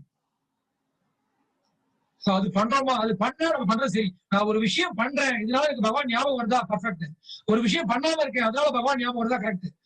நான் ரொம்ப ஒழுக்கமா இருக்கேன், கெட்ட பழக்கமே எதுவும் இல்ல, சுத்தபத்தமா இருக்கேன், ஆனா கிருஷ்ணரை பத்தி கவலையே படுறது இல்லை. கிருஷ்ணா அதெல்லாம் தேவையில்லை, நான் சுத்தமா இருக்கேன், ஒழுக்கமா இருக்கேன், அவ்வளவுதான் எனக்கு போறோம். என்னை பொறுத்த வரைக்கும் நான் ஒழுக்கமா இருக்கேன் அப்படின்னா ரொம்ப நாளைக்கு முடியாது. ஏன்னா ஒழுக்கம்ங்கிறதுலாம் தற்காலிகமான விஷயம். ரொம்ப நாளைக்கு யாராலையும் ஒழுக்கமா இருக்க முடியாது. நம்ம ஒழுங்கா நினைச்சா கூட சத்சங்கம் அசத் சங்கம் சுத்தி வேற இருக்கு, சுத்தி வேற அசத் சங்கம் தான் இருக்கு கலியுகத்துல. கெட்டு போறவன் யாரு சொல்றோம் இல்லையா, கெட்டு போயிட்டாங்கிறோம். கெட்டு போறவன் யாரு, முதல்ல ஒழுங்கா இருக்கணும் தான் கெட்டு போறான். கெட்டு போறோம் ரொம்ப கெட்டு போவோம், அது விஷயம் வேற. நல்லா இருக்கணும் தான் கெட்டு போறான். ஸ்கூலுக்கு போறான் பையன், நல்லா வளர்றான், இது பண்றான், அப்புறம் சேர்க்கை சரியில்லை, அப்புறம் தேவையில்லாத விஷயங்கள்லாம் வருது. சிகரெட் அடிக்கிறான், தம் அடிக்கிறான், தண்ணி போட ஆரம்பிக்கிறான், அப்புறம் எல்லா விஷயங்களும் வர ஆரம்பிச்சு, ஒன்னா வர ஆரம்பிச்சு. ஏன் வருது, ஒழுக்கமா இருந்தான் பையன். அதனால ஒழுக்கமா இருக்கிறது பெரிய விஷயமே கிடையாதுங்க. யார் வேணா பெரிய ஒழுக்கமா இருந்துடலாம், பெரிய விஷயம் கிடையாது. ஆனா ஒழுக்கமா இருக்கிறது மட்டும் நம்மளோட வாழ்க்கை லட்சியம் கிடையாது. ஒழுக்கத்தோட பகவானை சேர்த்துக்கணும், பகவான் பாதத்தை பிடிக்கணும், பகவானோட கருணையால ஒழுக்கமா இருக்கவங்களுக்கு புரிஞ்சுக்கணும். பகவான் எத்தனை கருணை இருந்தா மட்டும்தான் ஒழுக்கமா இருக்க முடியும். நம்மளா சொந்தம் வச்சா அப்படியே கட்டுப்பாடா இருந்தா முடியாது, நம்மளுக்கு ஆட்டப்படாது, முடியாது, தாங்காது. புலன்கள்லாம் இழுத்துரும் பிடிச்சு. பிரகலாதர் சொல்றார் 5 புலன்கள் 5 மனைவிகள் மாதிரி இருக்காங்களாம், 5 பொண்டாட்டி மாதிரி. ஒருத்தருக்கு 5 மனைவிகள் இருந்தா என்ன ஆகும் நிலைமை, இங்க வா எங்கிட்ட வா அங்கிட்ட வான்னு ஒருத்தர் இருப்பாங்க. அந்த மாதிரி புலன்கள்லாம் அப்படி இருக்கும், சாமானிய விஷயம் கிடையாது. விஸ்வாமித்திரரை காட்டிலும் நம்ம யோகம் பண்ண முடியுமா, விஸ்வாமித்திரரை காட்டிலும் நம்ம புலன்களை கட்டுப்படுத்த முடியுமா, ஒழுக்கமா இருக்க முடியுமா? விஸ்வாமித்திரர் 50,000 வருஷம் 60,000 வருஷம் தவம் பண்ணார், அவ்வளவு ஒழுக்கம், அவ்வளவு கட்டுப்பாடு, புலன்கள்லாம் அப்படி ஃபுல் கட்டுப்பாடு இருந்தார், மனசுலாம் அவ்வளவு கிளியரா இருந்தது. ஆனா என்ன பண்ணார், பகவான் மூட்டா தன்னுடைய தன்னோட யோக வலிமையில ஒரு இது என்ன சொல்றது, ஒரு ஆணவத்தை வருது. தன்னோட யோக வலிமையினால அவ்வளவு இதுவா இருக்கேன்னு சொல்லி ஒரு ஆணவம். அங்க பாக்குறாரு, இந்திரன் பாக்குறாரு. இந்திரனுக்கு யார் தவம் பண்ணாலும் பிடிக்காது. நம்மளே பார்ப்போம் இல்லையா, நம்மளே நம்ம நல்ல ஹை லெவல்ல இருந்தோம்னா வேற யாராவது ஹை லெவல் வந்தா பிடிக்காது. அந்த மாதிரி வந்து சொல்றோம் இல்லையா, மத மாத்சரியம், பொறாமை, இந்திரனுக்கு பொறாமை வந்துடும். என்னடா அது இவர் தவம் பண்றாரு, எங்கேயாவது இந்திரன் பதவிக்கு வந்துட்டாரு, நம்ம பதவிக்கு இதுவாயிடுமே, நல்ல யோகத்துல வலிமையாயிட்டுனா இந்திரன் ஆயிடலாம். சோ பாக்குறாரு, அனுப்புறார். ரம்பா, உருசி, மேனகா யாரையும் அனுப்பிச்சுட்டே இருப்பார். சோ மேனகை அனுப்புறார். சோ மேனகை அனுப்பும் போது விஸ்வாமித்திரர் தவம் பண்ணிட்டு இருக்காரு. பயங்கரமான தவம், கடும் தவம், சாமானிய தவம் கிடையாது. ஆனா மேனகை வராங்க. மேனகை வரும்போது என்ன ஆகுதுன்னா, மேனகையே கண்ணால பாக்கல. அவங்க கண்ணால பார்த்து மயங்கினாலும் சரிங்களா, கண்ணால பாக்கல. மேனகை நடக்கும்போது ஜல் ஜல் ஜல் சத்தம் வருதான். அந்த சத்தம் முதல் புலன்கள் காது கேட்கறது, கொலு சத்தம். உடனே அவ்வளவுதான். அந்த காது வந்து அடுத்து என்ன பண்றது, கண்ணை திறக்க வைக்கிறது. கண்ணை திறந்த உடனே அவங்க உடல பாக்குறாங்க. அப்படியே மயங்கிறது. தவத்தெல்லாம் தூக்கி போட்டுறாரு, அவங்கள்ட்ட விழுந்துடுறாங்க. அதுக்கப்புறம் வந்து கதையெல்லாம் போகும். சகுந்தலைன்னு ஒரு பெண் பிறக்கிறது, துஷ்யந்தன் சகுந்தலை, அந்த கதையெல்லாம் ஒண்ணு போகும். சோ அந்த மாதிரி வந்து சம்சாரத்துல திருப்பி மாட்டேங்கிற அவசப்படுறாரு விஸ்வாமித்திரர். சோ விஸ்வாமித்திரர் மாதிரி பெரிய யோகி யாருமே இருக்க முடியாது. விஸ்வாமித்திரர் மாதிரி யாரும் யோகாவும் பண்ண முடியாது. இந்த யோகான்னு சொல்லிட்டு இருக்கோம் இந்த காலத்துல. விஸ்வாமித்திரர் மாதிரிலாம் யோகா யாரும் பண்ணவே முடியாது. அவருக்கு இருக்கக்கூடிய மன கட்டுப்பாடு, அவர் கண்ட்ரோலாம் நம்ம கால் தூக்கி பண்ண மாட்டோம். அவராலேயே முடியல. அதுதான் வேதம் சொல்றது. வேதம் எதுக்கு எக்ஸாம்பிள்ஸ் தான் கொடுக்குறது. பெரிய பெரிய யோகிகள்லாம் ஒண்ணுமே தான் போயிடுவாங்க, பக்தி இல்லைன்னா, பகவான் இல்லைன்னா. அதே மாதிரி ரொம்ப மோசமான சூழ்நிலை இருக்கக்கூடியவர் வால்மீகி.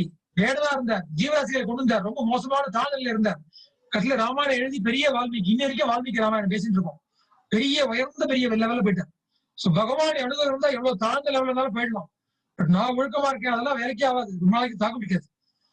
இன்னொரு சௌபரி முனி பாகவத் கதை இருக்கு. சௌபரி முனி இன்னும் பயங்கரம். அவர் தவ வலிமையை நினைச்சு கூட பார்க்க முடியாது. கடல் உள்ள போய் தவம் பண்ணிட்டு இருக்கார். கடல் உள்ள கொஞ்சம் போனாலே நமக்கு மூச்சு முட்டாம செத்துருவோம். அவர் தவ வலிமையினால கடல் உள்ள போய் இறங்கி போய் அடியில போயிட்டு டிஸ்டர்பன்ஸே வரக்கூடாது. அவர் தான் யோசிச்சார், டிஸ்டர்பன்ஸே வரக்கூடாது அப்படின்னு சொல்லிட்டு கடல் போய் தவம் பண்றாரு. அங்க போனா என்ன ஆகுது, விஸ்வாமித்திரருக்கு ஜல் ஜல் ஜல் சத்தம் கேட்ட மாதிரி அவருக்கு சல சல சல சத்தம் கேட்கறது, தண்ணி சத்தம். என்னன்னு பார்த்தாக்கா கண்ணை திறக்கிறாரு. பார்த்தா என்ன ஆகுது, ஒரு மீன், ஆண் மீனும் பெண் மீனும் கொஞ்சிட்டு. அதை பார்த்து அவருக்கு காமேட்சி டெவலப் ஆயிடும். அப்புறம் மேல வர தன்னோட தவறு மேல இளமையை வளர்த்துக்கிறார். நிறைய மனைவிமார்கள் நிறைய பேர் கல்யாணம் பண்ணிக்கிறார், என்ஜாய் பண்றார், சம்சாரத்துல விழுறார். அப்புறம் திருப்பி சம்சாரம் வேணான்னு சொல்லி நொந்து போயிட்டு அப்புறம் பகவான் போய் கால விழுறாரு. சோ அந்த மாதிரி வந்து நிறைய எக்ஸாம்பிள்ஸ் இருக்கு. இந்த ஒழுக்கமா இருக்கேன், இதுவா இருக்கேன், எந்த நினைச்சு பெருமைப்படுத்த ஒண்ணுமே இல்லை. பகவானுடைய பக்தரா இருக்கியா, அதுதான் உனக்கு பெருமை. அதுதான் வந்து ருக்வேதம் சொல்றது. விஷ்ணு பதம் கச்சந்தி, அதாவது விஷ்ணுவோட பாதத்தை புடிச்சிருக்கிறது தான் தன்னுடைய பெருமை நினைச்சுக்கிறாங்களாம். யாரு, 30 கோடி தேவர்கள். சதா பஷ்யந்தி சூரியக, எல்லா தேவர்களும் 30 கோடி தேவர்களும் அந்த பகவானுடைய பாதத்தை நாங்க புடிச்சுட்டு இருக்கோம் இல்லையா, அதுதான் எங்களுக்கு பெருமையான விஷயம் அப்படின்னு சொல்றாங்க. நான் பெரிய ஆளு, நான் சக்தி வாய்ந்தவர் சொல்லலாமே. இந்திரன் ரொம்ப சக்தி வாய்ந்தவர் தான். அது வந்து இந்திரன் மாதிரி சக்தி வாய்ந்தவர் யாருமே கிடையாது, சொல்லிக்கலாம். பிரம்மா, சிவபெருமான் எல்லாம் சக்தி வாய்ந்தவர்கள். ஆனா அவங்க என்ன சொல்றாங்க, பகவான் பாதத்தை நாங்க புடிச்சுட்டு இருக்கோம் இல்லையா, அதுதான் வந்து எங்களுக்கு பெருமைக்குரிய விஷயம் அப்படின்னு சொல்லி ருக்வேதத்தை சொல்றது.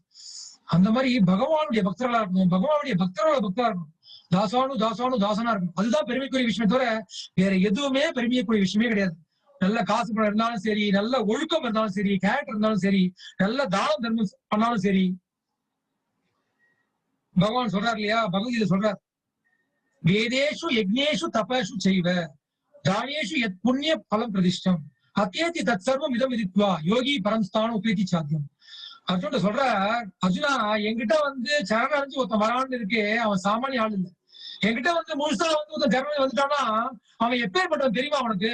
அர்ஜுன் சொல்ற, அவன் எல்லா வேதையும் படிச்சவன்பா. இந்த ஜென்மத்துல வந்து முட்டாள் மாதிரி தெரியலாம், அவன் எத்தனையோ ஜென்மத்துல வேதங்கள்லாம் கரைச்சு குடிச்சு முடிச்சிட்டான். வேதேஷு யக்ஞேஷு, எல்லா யாகத்தையும் பண்ணி முடிச்சிட்டான். எந்தெந்த யாகங்கள்லாம் வேதங்களை ஒப்பிட்டு குறிப்பிடப்பட்டிருக்கோ எல்லாத்தையும் பண்ணி முடிச்சிட்டான். தபேஷு, எல்லா தவங்களையும் பண்ணி முடிச்சிட்டான். தானேஷு, எல்லா தானம் தர்மம். இப்ப சில பேர்லாம் சொல்றாங்க மக்கள் சேவையே மகேசன் சேவைங்கிறாங்க. அதாவது பகவானுக்கு ஒண்ணும் பண்ண ஒரு அவசியம் கிடையாது, எல்லாருக்கும் தர்மம் பண்ணா போறோம்ட்டு. தானேஷு, எல்லா தானமும் பண்ணிட்டான், எல்லா தானமும் பண்ணி முடிச்சிட்டான். எல்லா நல்ல காரியங்கள், எல்லா தீர்த்த ஸ்தலங்களையும் வந்து முழுகிட்டான், எல்லா புண்ணிய காரியங்களும் பண்ணிட்டான், எல்லாத்தையும் முடிச்சிட்டான். அப்பேற்பட்டவன் தான் எங்க சரணடைறாங்க. அதனாலதான் சொல்றாரு, வாசுதேவ சர்வமிபி ச மகாத்மா சுதுர்லபக. சோ வாசுதேவன் தான் எல்லாரும் புரிஞ்சுக்கிற விஷயம் இருக்கே, சாமானிய விஷயம் இல்ல. இப்ப நம்ம புரிஞ்சுட்டு இருக்கோம்னா எல்லாம் முடிச்சோம்னு புரிஞ்சுக்கணும். இனிமே தெரிஞ்சுட்டு அதுக்கு போகணுங்கிற அவசியம் கிடையாது. நம்ம என்ன பண்ணுவோம்னா கிருஷ்ண பக்தி வருவோம், கிருஷ்ண பக்தி வந்து கிருஷ்ணனையும் பிடிச்சிப்போம், அப்புறம் திருப்பி அதுவும் பிடிச்சி இருக்கணும். கொஞ்சம் புண்ணிய காரியம்லாம் பண்ணா இதுவா இருக்குமா, அது பண்ணா இதுவா இருக்குமா, இது பண்ணா இதுவா இருக்குமா, இந்த தேவர்களையும் கொஞ்சம் கும்பிட்டு போமா, அதையும் பண்ணுவோமா, இதுவும் பண்ணுவோமா. இதெல்லாம் புரிஞ்சுக்கிற விஷயம் என்னன்னா, நம்ம யாரையுமே வந்து அலட்சியப்படுத்தல, யாரையுமே அவமானப்படுத்தல, யாரையுமே நிராகரிக்கல. நமக்கு எல்லாரும் வேணும், நமக்கு தேவர்கள் கருணை வேணும், தானம் தர்மம் புண்ணியத்தோட கருணை வேணும். அது எப்படி வேணும்? மொத்தமா கிருஷ்ணன்டே கிடைச்சிடும் எல்லாமே. நம்ம எதையுமே அலட்சியப்படல. தேவர்கள் கருணை எல்லாம் வேணும், ஆசீர்வாதம் வேணும். ஆனா பகவான் ஜெபனிச்சா 30 கோடி தேவரோட ஆசீர்வாதம் கிடைச்சிடும். அதுக்குதான் வேதம் சொல்றது, யதா தரோர்மூல விசேஷனேன திருப்பேந்தி தத்ஸ்கந்த புஜோமுஷாக்கதா பிராணோ பகவாராட்சி எதேந்திரியானாம் ததைவ சர்வாரணம் இச்சிதேசியா. சோ பகவான் வந்து 2 விஷயத்துக்கு கூப்பிடுறாங்க. என்னவா? மரத்துல இருக்கக்கூடிய வேரா கூப்பிடுறாங்க, உடம்புல இருக்கக்கூடிய வயரா கூப்பிடுறாங்க. எப்படி வந்து வேருக்கு தண்ணி ஊத்தினா மரத்துல இருக்கக்கூடிய எல்லா கலைகளும் தழைகளும் பழங்களும் செழிப்பா இருக்குமோ, எப்படி வந்து உடல்ல இருக்கக்கூடிய அந்த உறுப்புல இருக்கக்கூடிய வயர் வந்து திருப்தி ஆயிடுச்சுன்னா சகல அங்கங்கள் திருப்தி ஆயிடுமோ, அந்த மாதிரி வந்து பகவான் திருப்தி படுத்தினா எல்லாரும் திருப்தி ஆயிடுறாங்க. நம்ம எல்லாருமே திருப்தி பட்டோம் தான் ஆசைப்படுறோம். நம்ம தேவர்கள் அலட்சியப்படுத்தல, முனிவர்கள் ரிஷிகளை அவசியப்படுத்தல. ஆனா பகவானை புடிச்சிட்டா எல்லாருமே திருப்தி ஆயிடுறாங்க. அதுதான் ரகசியமே. அதான் பகவான் சொல்றாரு இல்லையா, பரம துக்கியம். நான் சொல்லக்கூடிய ரகசியமான விஷயம் பாது, this is the most confidential knowledge. நான் கொடுக்கக்கூடிய ஞானம் வந்து மிக மிக மிக ரகசியமானது. இது வந்து யாருமே கொடுக்க முடியாது. நம்மள படிச்ச பகவான் தான் கொடுக்க முடியும். அதுதான் கொடுத்துட்டு இருக்காரு பகவான். சோ அந்த மாதிரி வந்து பகவானை புடிச்சா போற முடிஞ்சு போச்சு. அதனாலதான் சொல்றாரு, எனக்கு வந்து இதெல்லாம் வேண்டாம், எதுவுமே வேண்டாம், எனக்கு கஷ்டத்திலேயே விமோசனம் வேண்டாம், அது சொல்லிட்டாரு. அப்புறம் அனுபவிக்கக்கூடிய அழகான பெண்கள், அந்த சுகபோகமும் வேண்டாம் எனக்கு. நம்ம எதை வந்து ஜெனரலா ஆன்மீகங்கிற பேர்ல பண்றோமோ, ஆன்மீகம் தான் பண்ணுவோம். நம்ம சந்தோஷமான விஷயத்தை கொடுத்துட்டு கஷ்டமான விஷயத்தை எடுத்துருவோம். அவர் என்ன சொல்ற, கஷ்டத்துல இருந்து விமோசனம் எல்லாம் தேவையில்லை, நான் தான் கேட்கல, சந்தோஷமும் நான் கேட்கல, அதுவும் கொடுக்கணும் அவசியம் இல்லை. ஆனா என்ன பண்றாரு, பவே பவே ஹிருதய பவனே பாவயேயம் பவந்தம். இதயத்துல வந்து உன்னுடைய ஞாபகம் இருக்கணும். ஞாபகம் ஞாபகம் ஞாபகம். இந்த ஞாபகம் தான் முக்கியமான விஷயமே. ஏன்னா அந்த ஞாபகம் இருக்கு இல்லையா, அந்த ஞாபகம் தான் நமக்கு வந்து அடுத்த உடல் நிறைவேற்க போகுது. பகவான் சொல்றார், அந்த காலேச்ச மாமேவ ஸ்மரன்முக்வா கலேவரம். நீ கடைசி நேரத்துல என்னத்தை ஞாபகம் வச்சுட்டு இருக்கியோ, என்ன ஞாபகம் வச்சுட்டே தப்பிச்ச. அந்த காலேச்ச மாமேவ ஸ்மரன்முக்வா கலேவரம். என்ன ஞாபகம் வச்சுட்டேன்னா என்னோட இடத்துக்கு வந்து சேர்ந்துருவேன். அப்படி இல்லைன்னா என்ன ஆகும்? எம் எம் பாபி ஸ்மரன் பாவம். எதை ஞாபகம் வச்சுட்டு இருக்கியோ அதுக்கேற்ற மாதிரி உடலை வந்து நீ அடைவாய் அப்படிங்கிற பகவான். சோ அடுத்த உடல் வந்து எனக்கு பௌதீக உடலா கிடைக்க போறதா, மேலோகத்துல சொர்க்கலோகத்துல கிடைக்க போறதா, கீழோகத்துல கிடைக்க போறதா, இல்ல சிவபெருமான் சொல்ற மாதிரி சிவபெருமான் சொல்றார், பார்வதி கேட்கறாங்க, இந்த பகவான் சரளைய ஜீவாத்மாக்கள்லாம் என்னென்ன உடல்ல போய் எப்படிதான் அவசப்படுறதுன்னு கேட்கறாங்க பார்வதி. இந்த பத்ம புராணம் எடுத்தோம்னா அதுல இருக்கு சிவபார்வதி விளையாடு. சோ பார்வதி நிறைய கேட்டுட்டே இருப்பாங்க, சிவபெருமான் சொல்லிட்டே இருப்பாங்க. ஜலதா நவலட்சாணி ஸ்தாவர லட்ச விம்சதி கிருமியோ ருத்ர சங்கியகா பக்ஷினாம் தசலட்சணம் திரிம்சல் லட்சாணி பசவக சதுர்லட்சாணி மனுஷாக. சோ 84 லட்சம் உடல் இருக்குமா அப்படி சொல்ற. 9 லட்சம் நீர்வாழிகள், 10 லட்சம் பறவைகள், 11 லட்சம் பூச்சி வகைகள், 20 லட்சம் செடி கொடி வகைகள், 30 லட்சம் 4 கால் பிராணிகள், 4 லட்சம் மனுஷ பிறவிகள். சோ அந்த மாதிரி வந்து அந்த ஞாபகம் கடைசியா என்ன ஞாபகம் வச்சுக்கிறேன். பிரபுபாத் எக்ஸாம்பிள் எல்லாம் கொடுக்குறாரு. கடைசி நேரத்துல வந்து சில பேருக்குலாம் அந்த நீந்தரம் ஆசை இருந்ததுன்னா நீச்சல் என்னவா பிறப்பாங்க, நீர்வாழியா பிறப்பாங்க. நல்ல வெயிட் எல்லாம் தூக்கணும் ஆசை இருந்தா யானையா பிறப்பாங்க. கடைசி நேரத்துல அந்த உடலை விடும்போது பகவான் ஞாபகம் வந்து சாமானிய விஷயம் கிடையாது. இந்த ஞாபகத்தை பத்தியே குலசேகர ஆழ்வார் சொல்றார், கிருஷ்ணா துரிய பதமங்கல பஞ்சராந்தம். நம்ம பார்க்க போறோம், பின்னாடி பார்க்க போறோம் ஸ்லோகத்தை.